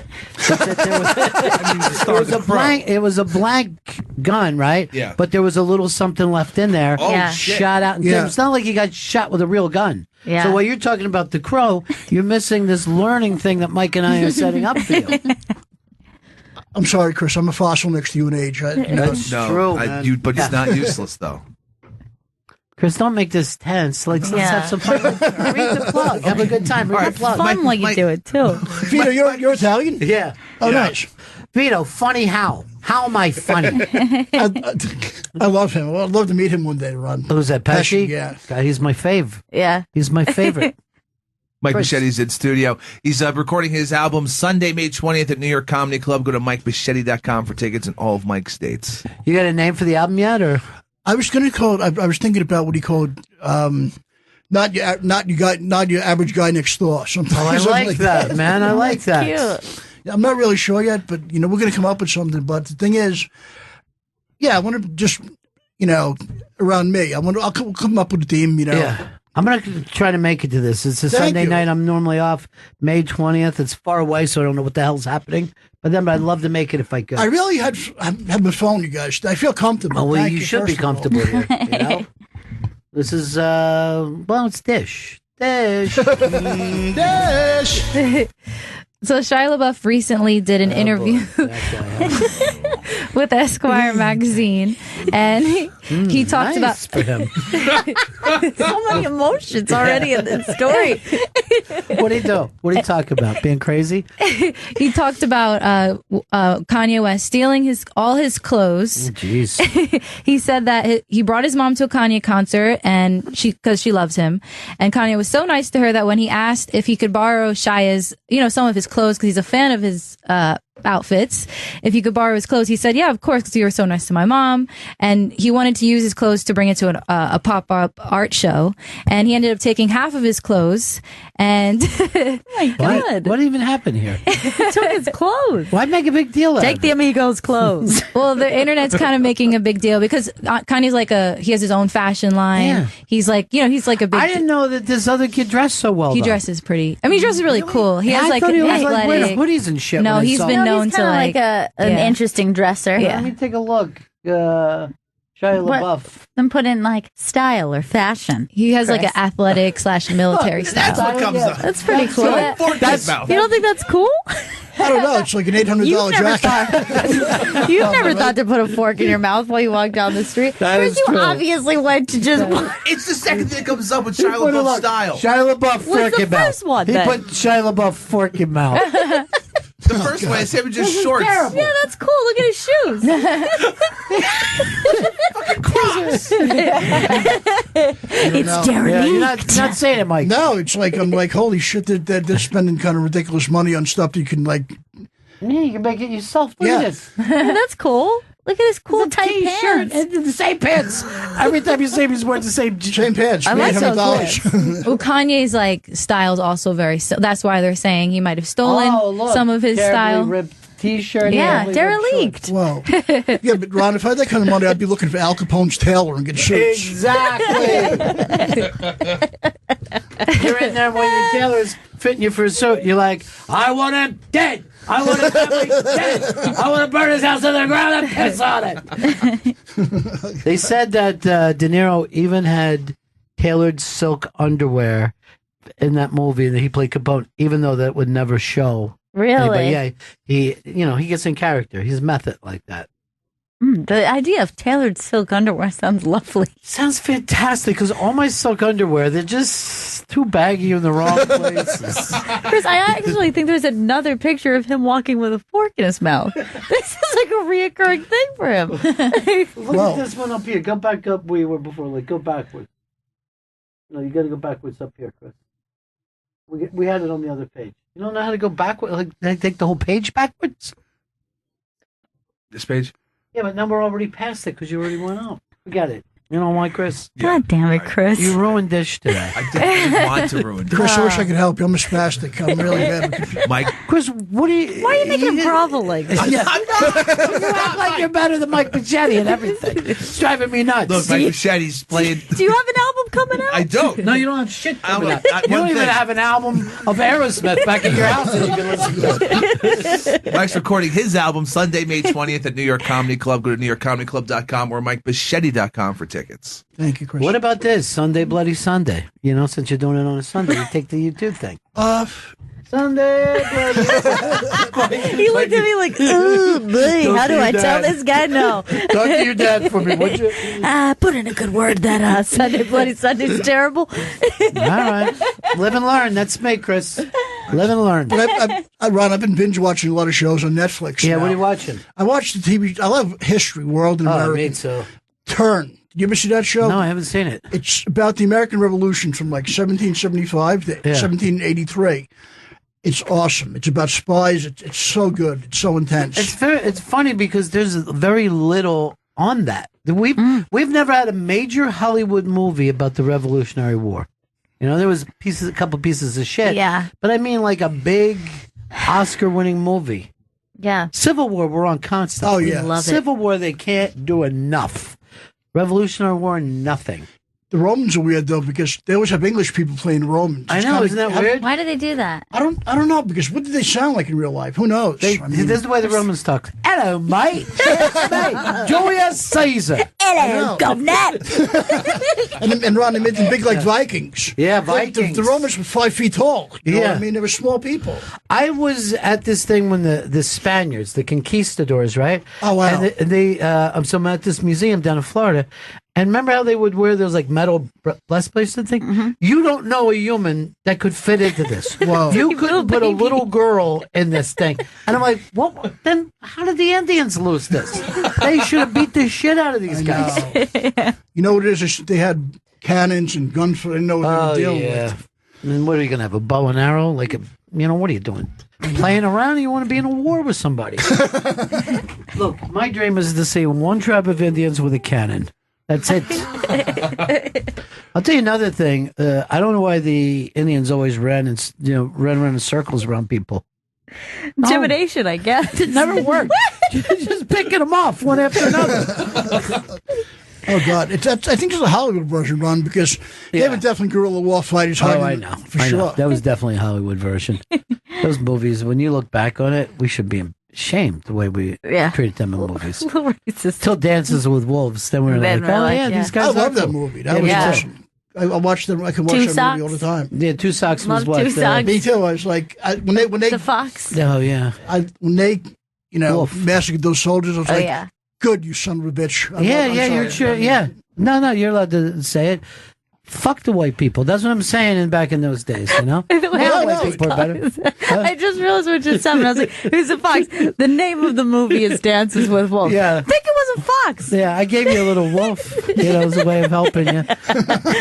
Chris was just pointing at you, by the way, too. Chris is like, he was pointing at you and he had his fingers pinching his nose like you stink. It was good, though, Ron, because they made every movie, they just made them savages. But in that movie, you learned what Lakota Sioux sounded like, so many things. It was great, It was great. Except for the only chick that he would date would happen to be a white girl who was kidnapped to grow up. We still weren't into interracial dating yet. Date an Indian girl, date a native girl. What happened to our native friend from Canada? We never heard from Justin. him again. Yeah. I think he's working up like past the tree line, I'm going to guess. Tree line? What do you mean? Like he's a squirrel? Who says he's working past the tree line? I think he's working like in a remote area is what I'm trying to say. Well, I know. When does it turn past the tree line? He calls them forces. Hey, we're not allowed to go past the tree line, guys. That's a cool one. Can I use? I never heard that one before. Yeah, no one else will steal it. Go ahead, Mike. Help yourself. How the women all give you a kiss on the cheek. Remember, Justin's girlfriend would give you not even just 2, she'd give you 3. Beautiful She'd be Russian girl. Back for the 3rd. Beautiful Russian girl. Yeah. Well, oh God, sorry. 3 kisses. Yeah. Yeah. I loved it. I slept there all day. Yeah, me too. I'd never stop kissing. I'd be like trying to meet new people all the time. You just leave and keep coming back, so she has to keep kissing you. I'm back again. And plus, she had that little crooked smile. I'm a crooked smile fan. She's so cute. We're not doing Dish anymore? Yes, I just have Dish.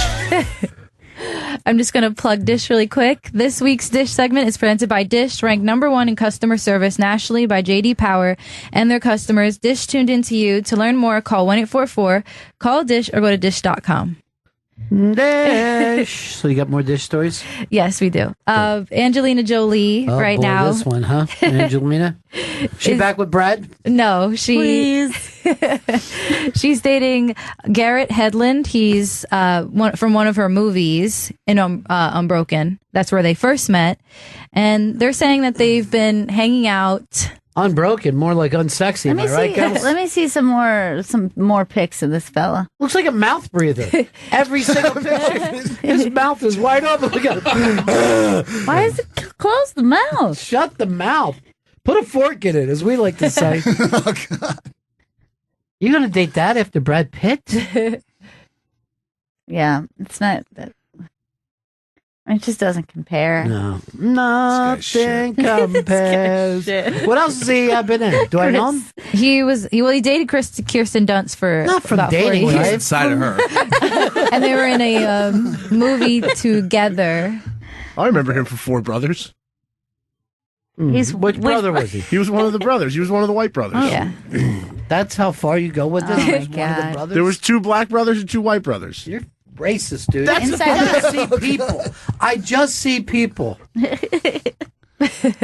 Let me guess. Which brothers were always late to dinner? Okay? Who was on CPT?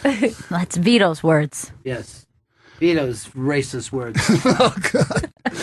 And you're Italian, Vito? Yes, very. I thought Italian guys like to date black girls. I'm from the Bronx tale. Yeah. Some of us do. Yes, absolutely. Beautiful woman. Yeah. But you always want them to walk around the car. What is the thing that you want? You lock? Lean over? You would need to see if she's going to unlock the door for you. Yeah. I'd make her play with the door, mess around a little bit, open it, jam the door, see if she really wants to open it. Give her a challenge. So what's the story with these two? Are they in for the long haul?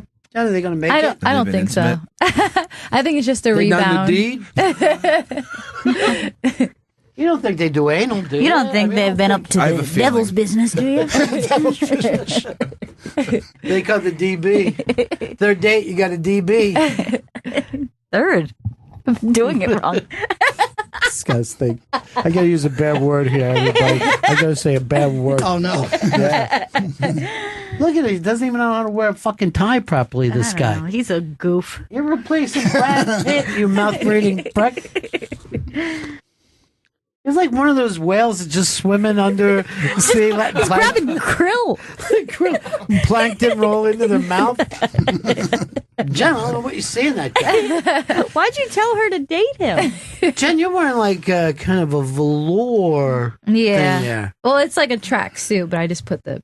But you can't run. You told us you run the track. But you bounce run. She runs like, if there was a race in a bouncy house, I think Jen would finish. She runs like a baby deer, just kind of frolicking. You look like you belong above the tree line. It's a real thing, I swear.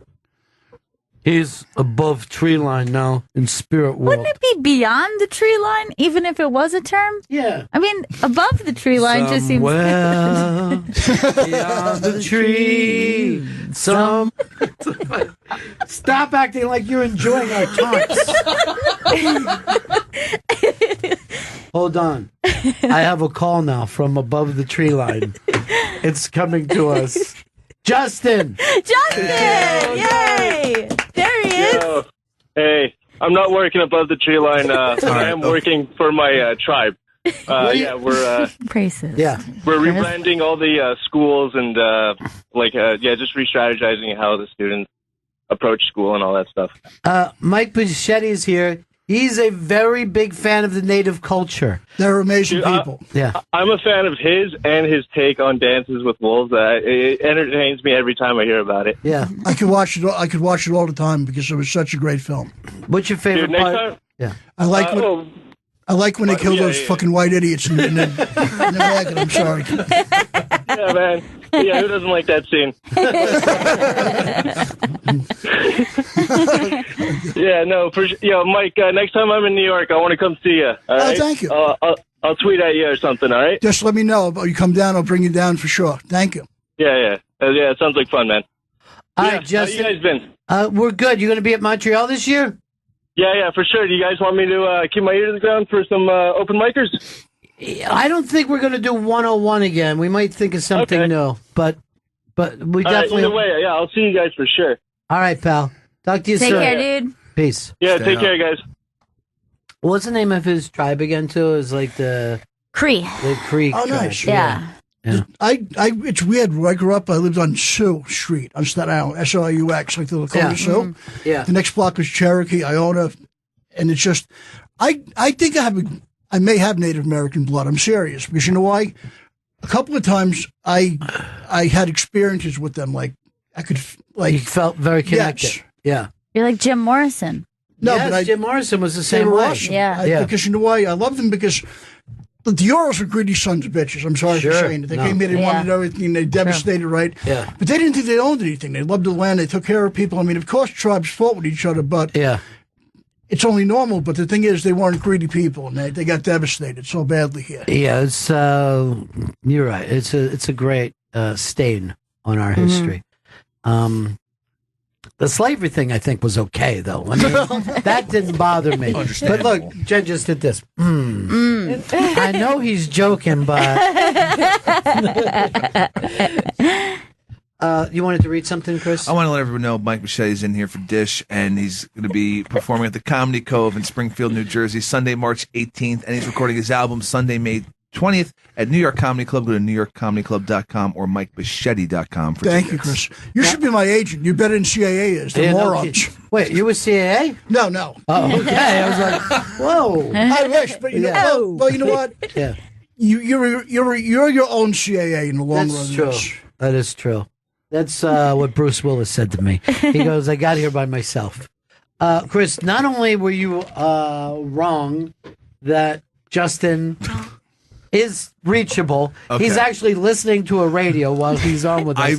But there's no such thing as above the tree line. You just thought you'd send some broken English at us and we'd fall for it. I swear to God, I thought I learned in school that, all right, there's Canada. There's all the cities around the border. Then there's a bunch of cold, like snow. And then there's like a tree line where the rest of the country is just forest. First of all, I know for a fact that they taught us nothing about Canada in school. I thought I learned one thing about American school. You never hear about Canada. No, I never knew what they were geographically, even. Yeah, and even like the War of 1812, or I think it was, the Canadians treat that like it was a Canadian war, and we're always saying it was the British.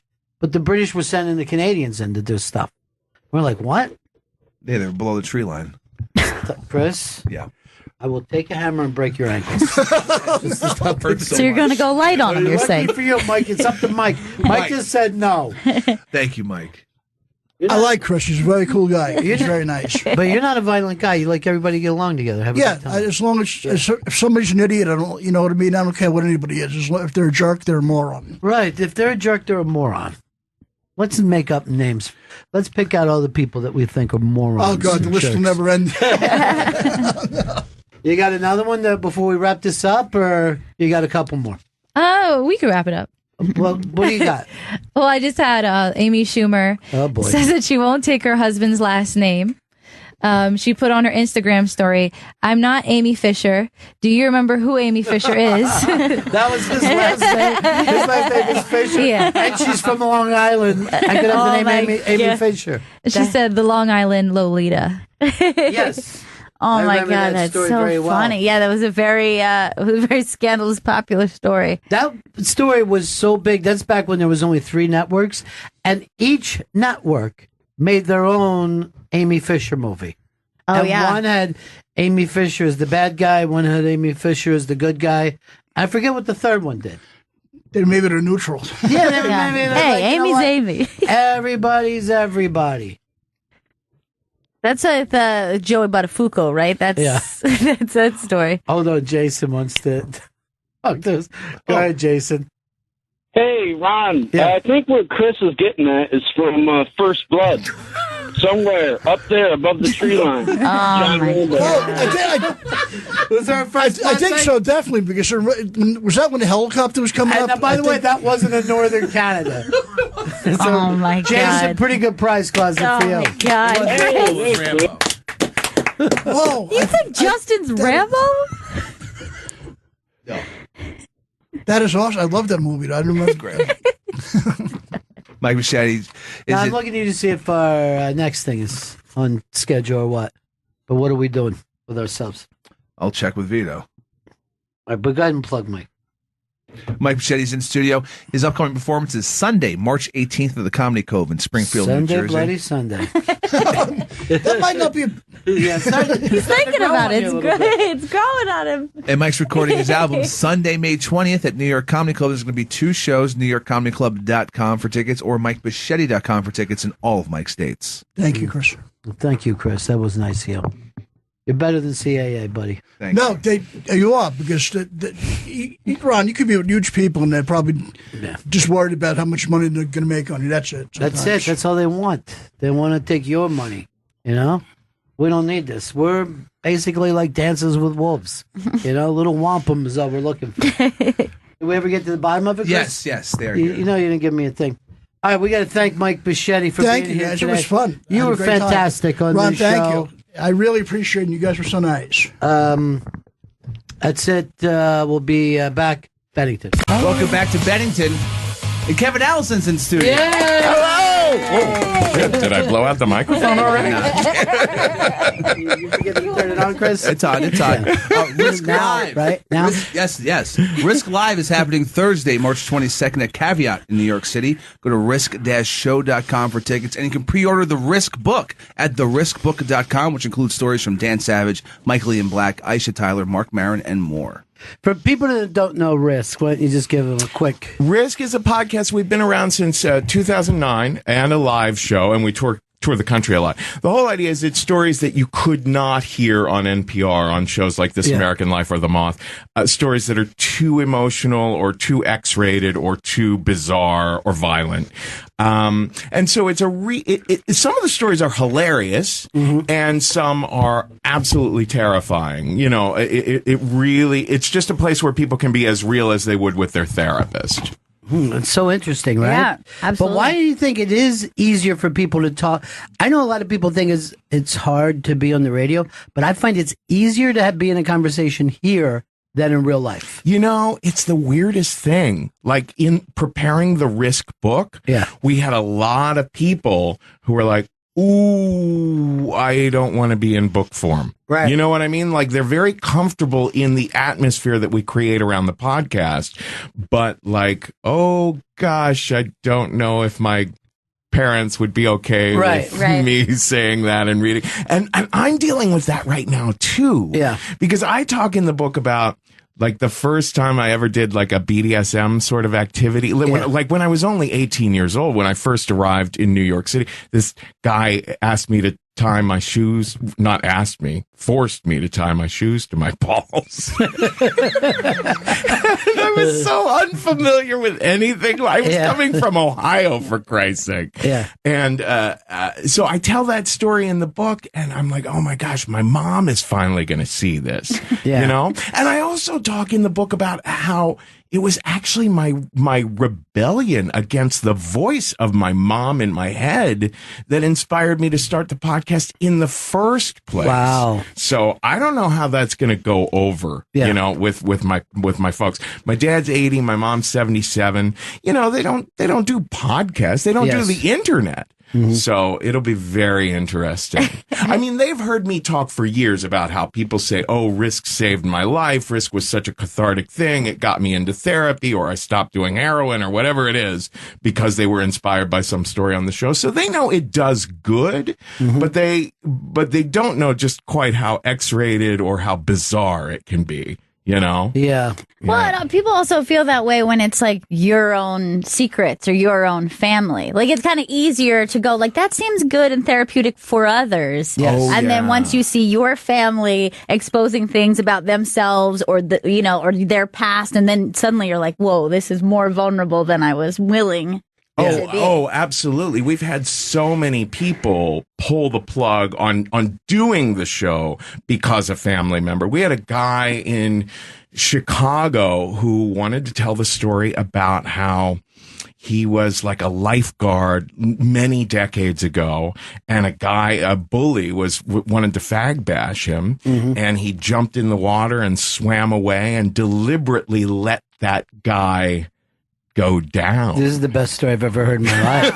I mean, that's fantastic. But the day before the show, he calls and says, I could hear his wife in the background. Yeah. So he's like, oh, I can't do it anymore. And she's like, tell him it was just fiction. And he's like, it was just fictional. Yes. It was very, very detailed to have been fictional. Yeah.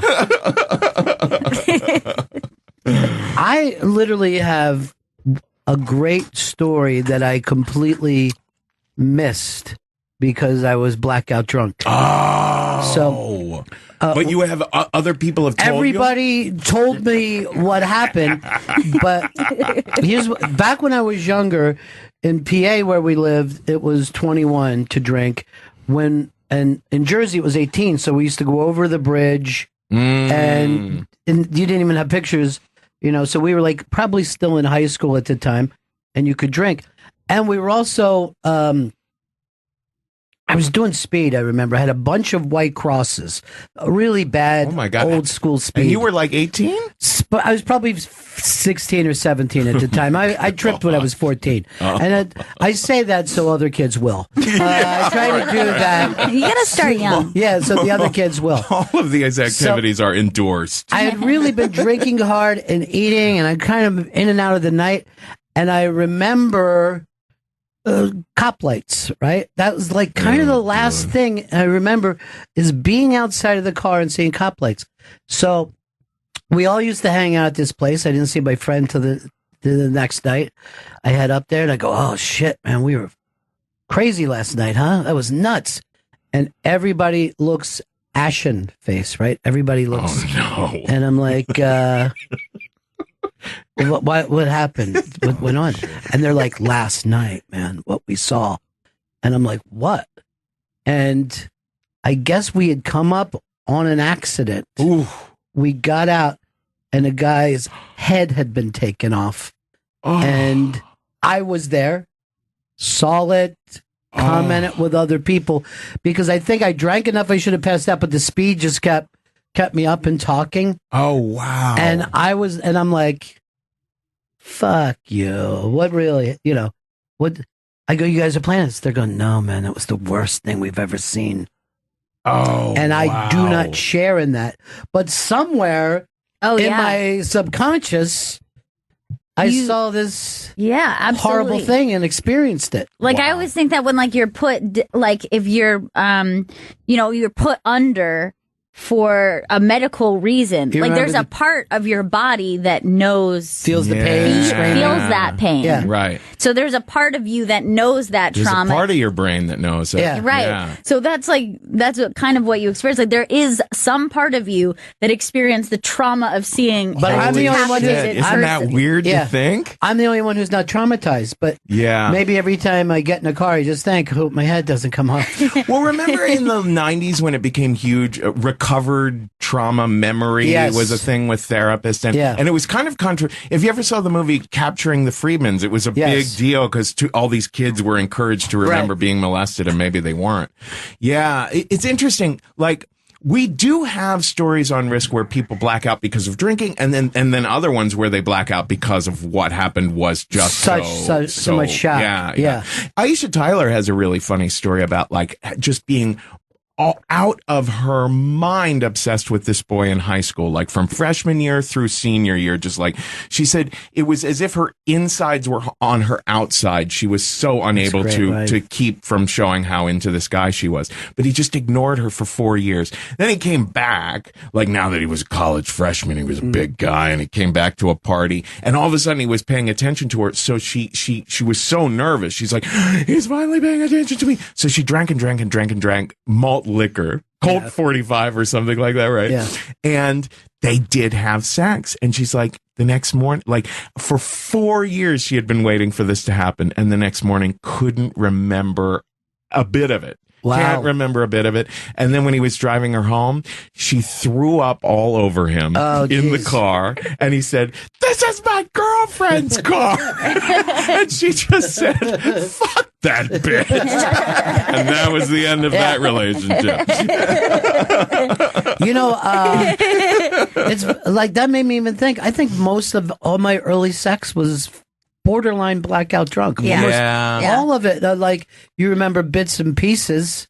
You know? Because like all the good things you did, you drank before, which is weird. Like it could be because you were going to a party, or because you were going to have sex with someone, or because you were going to a show, and then most of those things you're like, I think it was fun sometime. Do you guys have friends who have been sober their whole lives? I have a very dear friend who has been sober her entire life, like never tried anything. Yeah. And I really think that it affects your ability to like chill out and relax and like let go of like not just inhibitions, but let go of expectations of other people a little bit. Like we all learn how to kind of like let go and socialize and know that we're all kind of fucked up from drinking together. You know what I mean? I think even sometimes you forgive behavior. 100%. That's why it's easier to be around people who are like currently sober. They're like, that's in their past. Right.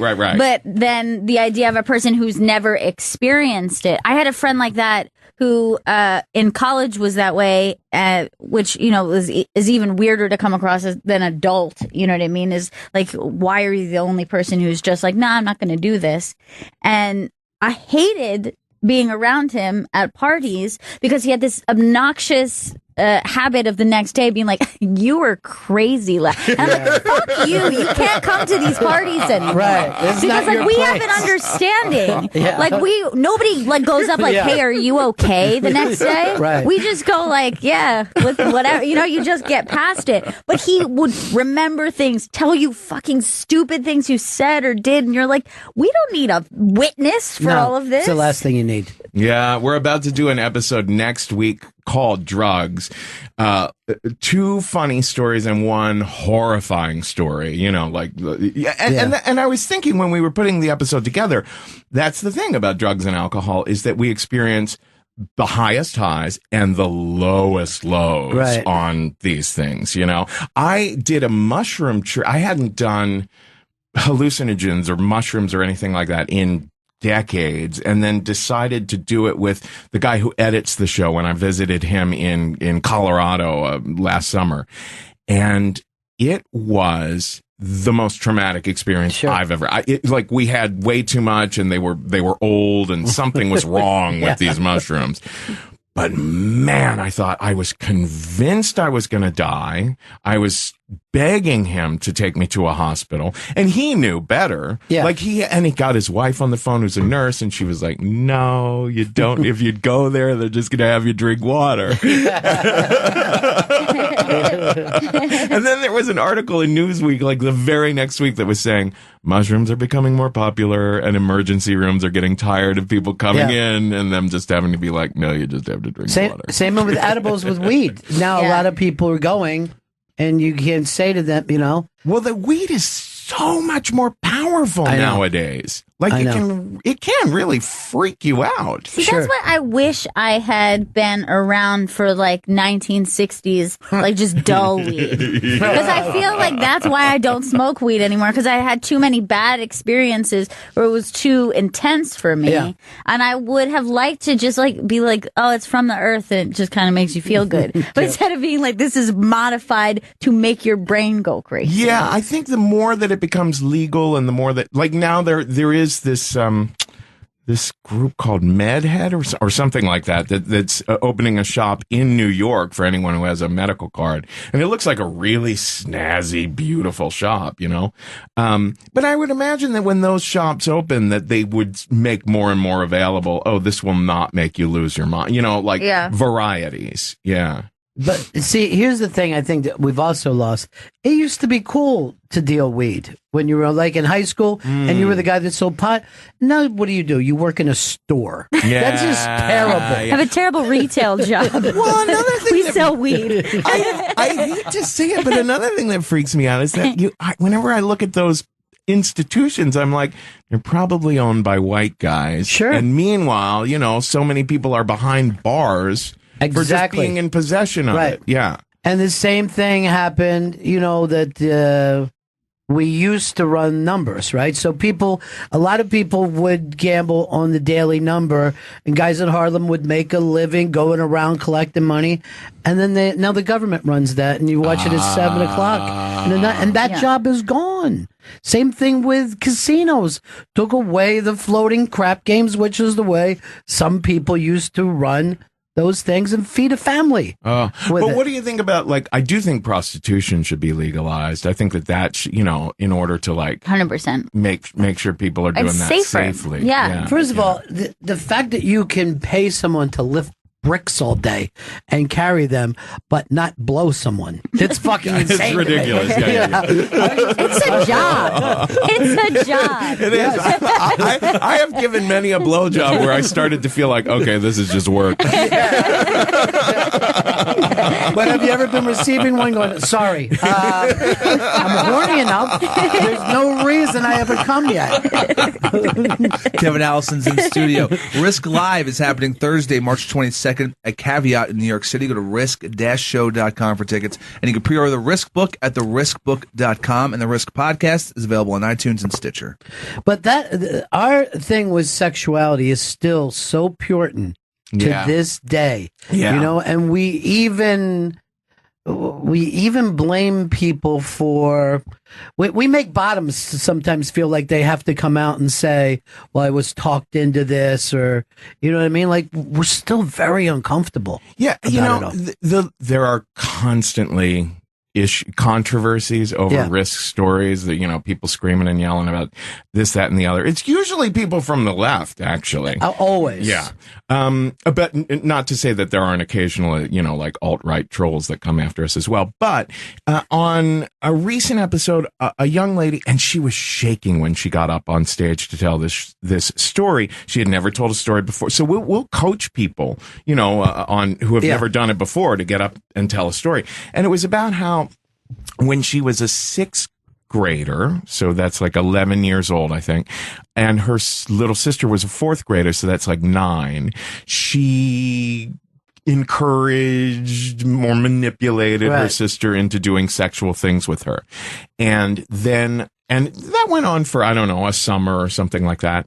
And then she started to feel really, really guilty about, you know, feeling like, you know, because the difference between a sixth grader and a fourth grader is profound when you're that young, you know, like the sixth grader has a lot more power. So she felt, you know, racked with guilt and apologized to her sister in her, you know, late teens, early 20s, apologized over and over to her sister.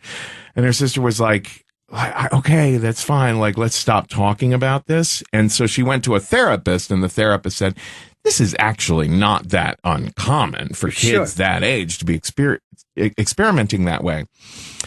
And it was fascinating to see the reactions to this. Someone wrote in and said, and I was surprised to find out it was a woman. At first I thought it was a man, but it was a woman saying a man would never be able to share this story on the show because he'd be ripped to shreds. And I responded, no, actually men have come out about like men have come out about being abusive to women on the show. You know what I mean? So I pushed back a little against that. But then other people are like, this is rape. And it's like, wait a minute. I manipulated boys to do sexual things when I was a kid, and it was, I remember it being more of a fun, like, hey, let's go streaking, you know, show me mine, I'll show you yours, that kind of thing, you know, where yeah, I kind of knew what I was doing, but it wasn't like I was, it wasn't like there was a real, like, harmful coercion going on there. I think it's pretty common. Yeah, I think, well, really the way I think about the reaction is whether you strongly feel like this is rape or you think like this is something that happens with kids it's definitely something that should be talked about either way. Yeah. So there's no reason to say, oh, you shouldn't let this person come on because you would never let a man say this same story. Absolutely. Because it's like, even if the lesson is like, hey, this is something young people do, and maybe we don't ever even think, how do you address to a child? Like, you don't manipulate people to do things for you if they don't want to do them. Maybe there's a better way to communicate with children. But if you silence that story, then... But maybe it's also part of being a child. Like, this thing that they do is exploring the world like we all explored the world, and it's clumsier than we want to make it think. And they don't have the language or the knowledge to know that, like the way that she was racked with guilt for so long afterwards shows that, shows that there's not enough conversation and education and, around all of that. Right. Yeah. For me, like, one of the reasons I created Risk was because I was so aware that I was gay all throughout my childhood, and it couldn't be talked about, and I thought I was a freak. I thought I was going to hell. I was raised devoutly Catholic. And so, I wanted to create this show where people could come out about anything, and I think that like the first episode was called Strange Sex, and I started off as the host as a guy who told mostly funny, kinky stories, to kind of show, hey, I'm a friendly guy, I'm approachable, and I'm willing to tell this embarrassing story about something kinky. That kind of opened, it was an icebreaker. It helped people to feel, oh, well, if he can talk about that, I can talk about one of our recent stories was about a young woman learning that her father was a cannibal. We've all been through that. The Risk has opened Pandora's box. I mean, we do. The further we go and the more popular the show goes, the more mindful we do have to be about, like, people always think we're endorsing stuff, like, oh, you're endorsing kids having sex with kids. It's like, no, we're not. We're endorsing people sharing about their real life experience. We don't like give the thumbs up to any of the behavior or choices that people made in their stories. We just want people to be able to talk about stuff. So that's fascinating. It's hard to get beyond that. People just think, oh, because the audience clapped after she said her therapist said that's actually not that unusual, so maybe you don't need to be freaking out about that for the rest of your life. The audience claps, and then people are like, oh, so Risk is endorsing this. It's like, well, we can't really control how the audience reacts either, So, yeah. But again, it's weird because all my early childhood sexual stuff is shame-based. All of it is shame-based. And yet, me and my friends punched each other and kicked each other every day, and none of that is shame-based for me. Yeah. None of that seems like that thing, but I'll still even have guilt and shame about being a little kid and any of the sexual stuff. That is why in adulthood, I think a lot of people find themselves attracted to kinkier behavior. Absolutely. Because it triggers that old comfortable feeling of getting into something that you feel like you shouldn't be getting into and feeling shame around it. Yeah. Yes. Yeah. Because then because you're not turned on by rose petals in a bathtub. You're like, what the fuck? I don't even know if I can get hard for this. You know what I mean? Why doesn't that turn you on? Kevin Allison's in studio. Risk Live is happening Thursday, March 22nd at Caveat in New York City. Risk-show.com for tickets. And you can pre-order the Risk book at theriskbook.com, which includes stories from Dan Savage, Michael Ian Black, Aisha Tyler, Mark Maron, and more. What was Michael Ian Black's Mike's story is about he was one of those people who was sober his entire life. No drinking, no pot. He got married when he was, maybe approaching 30, and he and his beautiful wife, they went off to Amsterdam for their honeymoon, and he decided, all right, I'm going to give this a try. I'm going to try getting stoned in one of these pot shops. And it was one of those cases. This is actually, I've heard this story before where someone smokes and it doesn't work and they smoke more and it's just not work. Something about the body is like not accepting it at first. So he's smoking and smoking and smoking. He's like, I guess pot doesn't work for me. And then boom, he's on the floor and all he knows is that screaming is happening. It's his wife, going, he's dead. He's dead. He's dead. And then he realizes, oh, they're talking about me. Yeah. Oh, yes, I'm very, very stoned. Yeah. That's weird because I've had that kick in with other drugs. You know what I mean? Oh, Yeah. Where you're God, like, oh, I thought this acid would work by now. God. I'll do more. Oh, the Yeah, I better acid do thing, that's some more. very common. Yeah. You've had 3 hits, and as the third one's melting away, the Yeah. first 2 are kicking in. I think I actually had that experience for the first time with mushrooms. And it was like I was doing it with people who had we didn't have like a sage there. So it was like all like I have a couple of different drugs I've done have all been with the people who are like, well, this is all of our first time. I highly recommend if you're trying a new drug to have like one person with some wisdom. But we just kind of were like, this is weird. And then like 10 minutes later, we were kind of eating more. And then we Googled it. And it was like, sometimes takes up to 2 hours. And we're like, fuck, dude. What the hell? We ate like 4 times the amount they said we Google should. before. Google before. Did it turn out okay? No, it didn't. It wasn't. Also, mushrooms, you're not. This is also another thing. Like, it would be nice to have the natural version of. Right. But like we bought mushrooms in the projects. Like, you know what I mean? Like that didn't come from a farm. Like, who was wait a growing minute. that? Did they look like mushrooms? No, they did. But like, I feel like there was a lot of kick to them. I just feel like they were modified in some way. Here's the thing: there has been cases where people have taken things and sprayed or dripped. Sprinkles. Yeah, I sprinkled feel like, something else on it. you know- which I think you got a bonus. I think that's what. I think you want to get Project High anytime that you can. Yeah, but it was like one of those experiences. Like it was going really well until it just wasn't. Yeah, but it went well. Always. Like yes. hours, it went well, and then all of a sudden it was like, get me off. This You know ride. why? You probably don't even remember it, but somebody brought that up. That someone's like, "Hey, are you feeling this?" And then everyone just goes, "Yeah, I am." Yeah. And it spreads.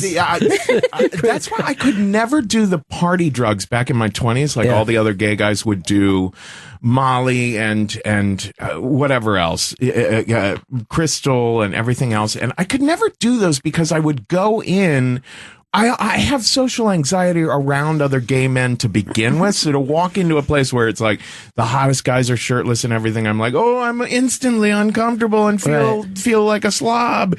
And then I take this drug feeling uncomfortable and then it just like increases it, you know? Yeah. Even like people say, oh, ecstasy or Molly or whatever, that, oh, it's bound to feel nice. No, it's bound to feel really emotional and it can take whatever emotion you're currently having and turn up the volume. I think it's so interesting too is the pressure of the gay world where straight guys always think the gay guys have it made because, it just looks like everybody's having sex.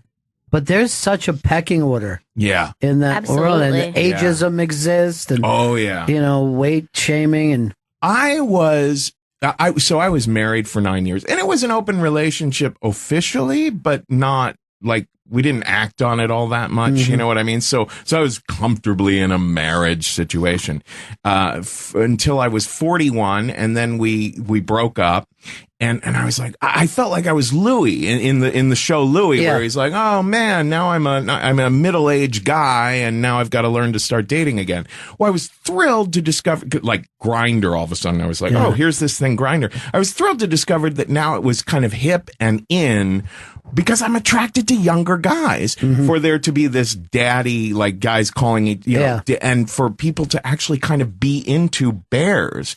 But what I quickly found out is that because I'm a chubby, hairy guy, you know, and a bit of a slob. So I consider myself a bear in the gay community, you know, which is great. Yeah. But that's not a bear in the straight world. You know what I mean? Like a bear, like, you know what I mean? Is it an actual bear? I mean, no, I just lost on mean, this. like, for example, like my friend always says, like he teases my other friend who's gay about being fat. And then I was like, but he's not fat. And he's like, he's gay fat. He's gay fat. He's gay fat. It's a different standard. Right. Like if straight people had bears, like they'd be a lot bigger. Yeah. Right. Like, yes, you're right. There's no way in some straight people say Kevin is husky or big. But you know the weirdest phenomena that I found though. So I found like the bear community, but there's the weird thing where I'm attracted to the more twinkier kind of guys, right? Yeah. And I'm always so jealous because there are so many guys that are attracted to guys who look like them. Yes. Like for me, it's always been, no, I'm more into an opposites attract kind of thing. But it seems like most gay guys are into looking for someone who looks similar. That's an interesting phenomenon. So I'll go to a bear event and I'll be like, well, there's no one interested in bears here who isn't a bear. All these bears love other bears and I'm not. So I'm like, screw it. It would be so easy if I was attracted to guys who looked like me. Right. Ugh, whatever. Well, you got to go.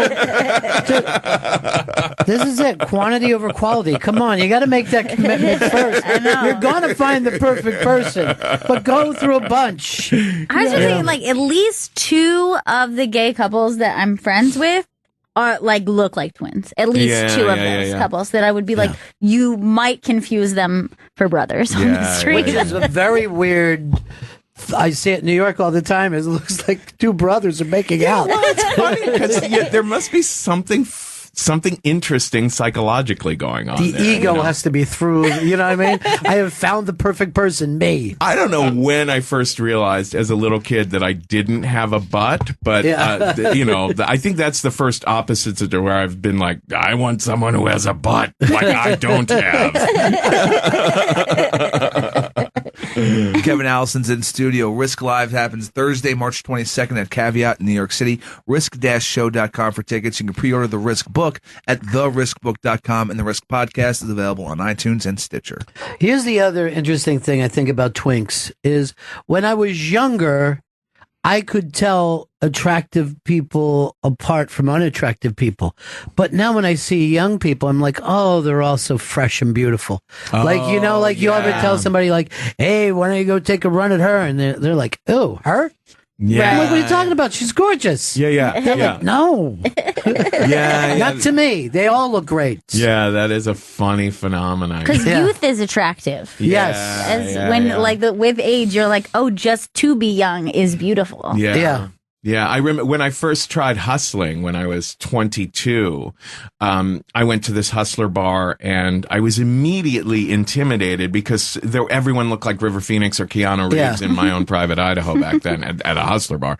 But a friend was like, oh, don't worry, there are enough Johns here, and just being 22 will be enough for you eventually. Wait long enough. Yeah. So, by the way, they caught that film was done perfectly well with casting those 2 guys years ago. I remember seeing that film. Well, it was funny because, like, I've never been good at wearing any kind of uniform, but when I walked into and this hustler bar, it was called Rounds. It was near Bloomingdale's, on the Upper East Side. And Giuliani had it shut down. That was it was very like everyone looked like River Phoenix or Keanu Reeves, very scruffy and beautiful and model, but grungy because that was the thing. And then everyone else looked like Republican bankers. You know, everyone else looked like Rush Limbaugh or Dick Cheney. I mean the Johns. Yeah, obviously. Right. Yeah. And it's very weird because that's such a like that Alienist show is out. It's like a New York tradition that's always existed here. Always.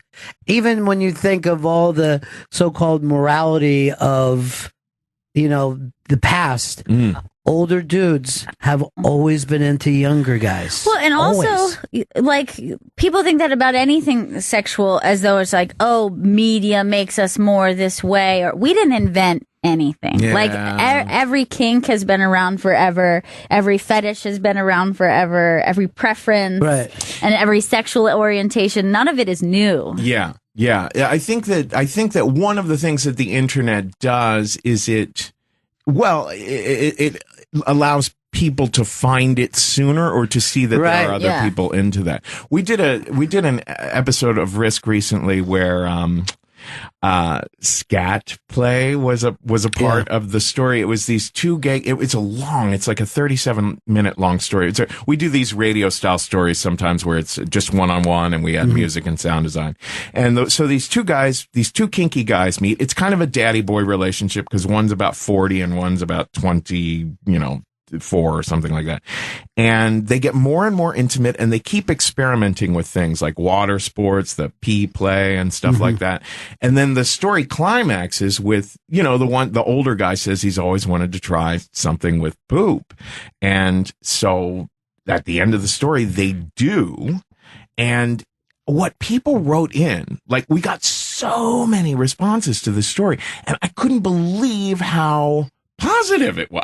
I thought, oh my God, I'm going to hear from so many people saying, I don't want to hear about that. That was too graphic, shut it down. But instead people were like, I would never in a lifetime do that. But man, it was interesting to hear someone being so honest about something so taboo and intimate and weird. And so I think that like Risk is a part of the internet and just like, porn sites are and stuff like that. So I think that when we did hear from a couple of people saying, oh my God, thank you so much for running that story. I thought I was a total freak for having interest in that kind of thing too.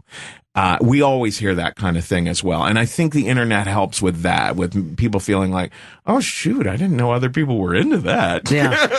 But I also think like it's almost everybody's first sexual feeling. You know what I mean? Like you held a pee and you peed, or that you saw someone peed and got sick. You were like a toddler. Oh, absolutely. So some of this stuff. I remember I was very smitten with the boy next door, when we were before kindergarten, you know, I'm long before kindergarten, I think. And I remember him telling me about a bath he took with his mom where he was singing about pee-pee.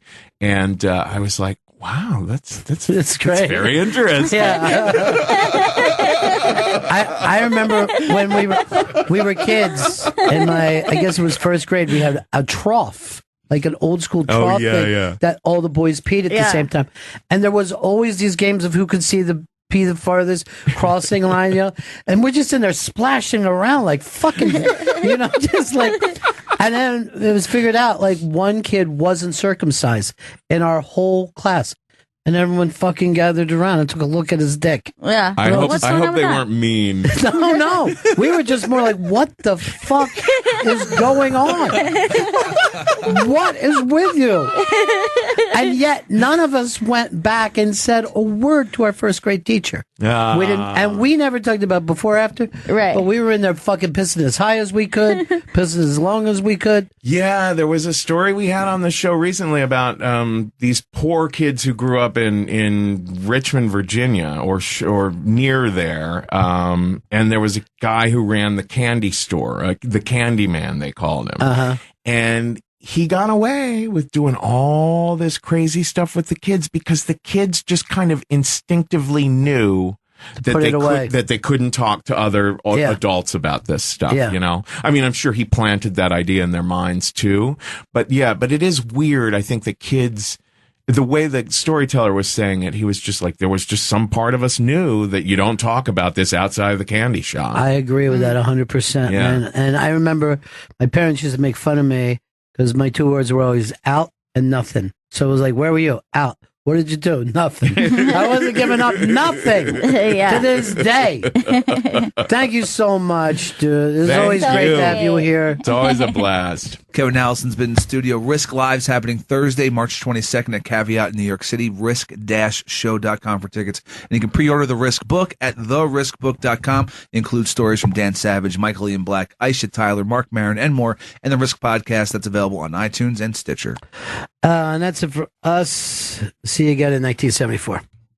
Ladies and gentlemen, the evening is over.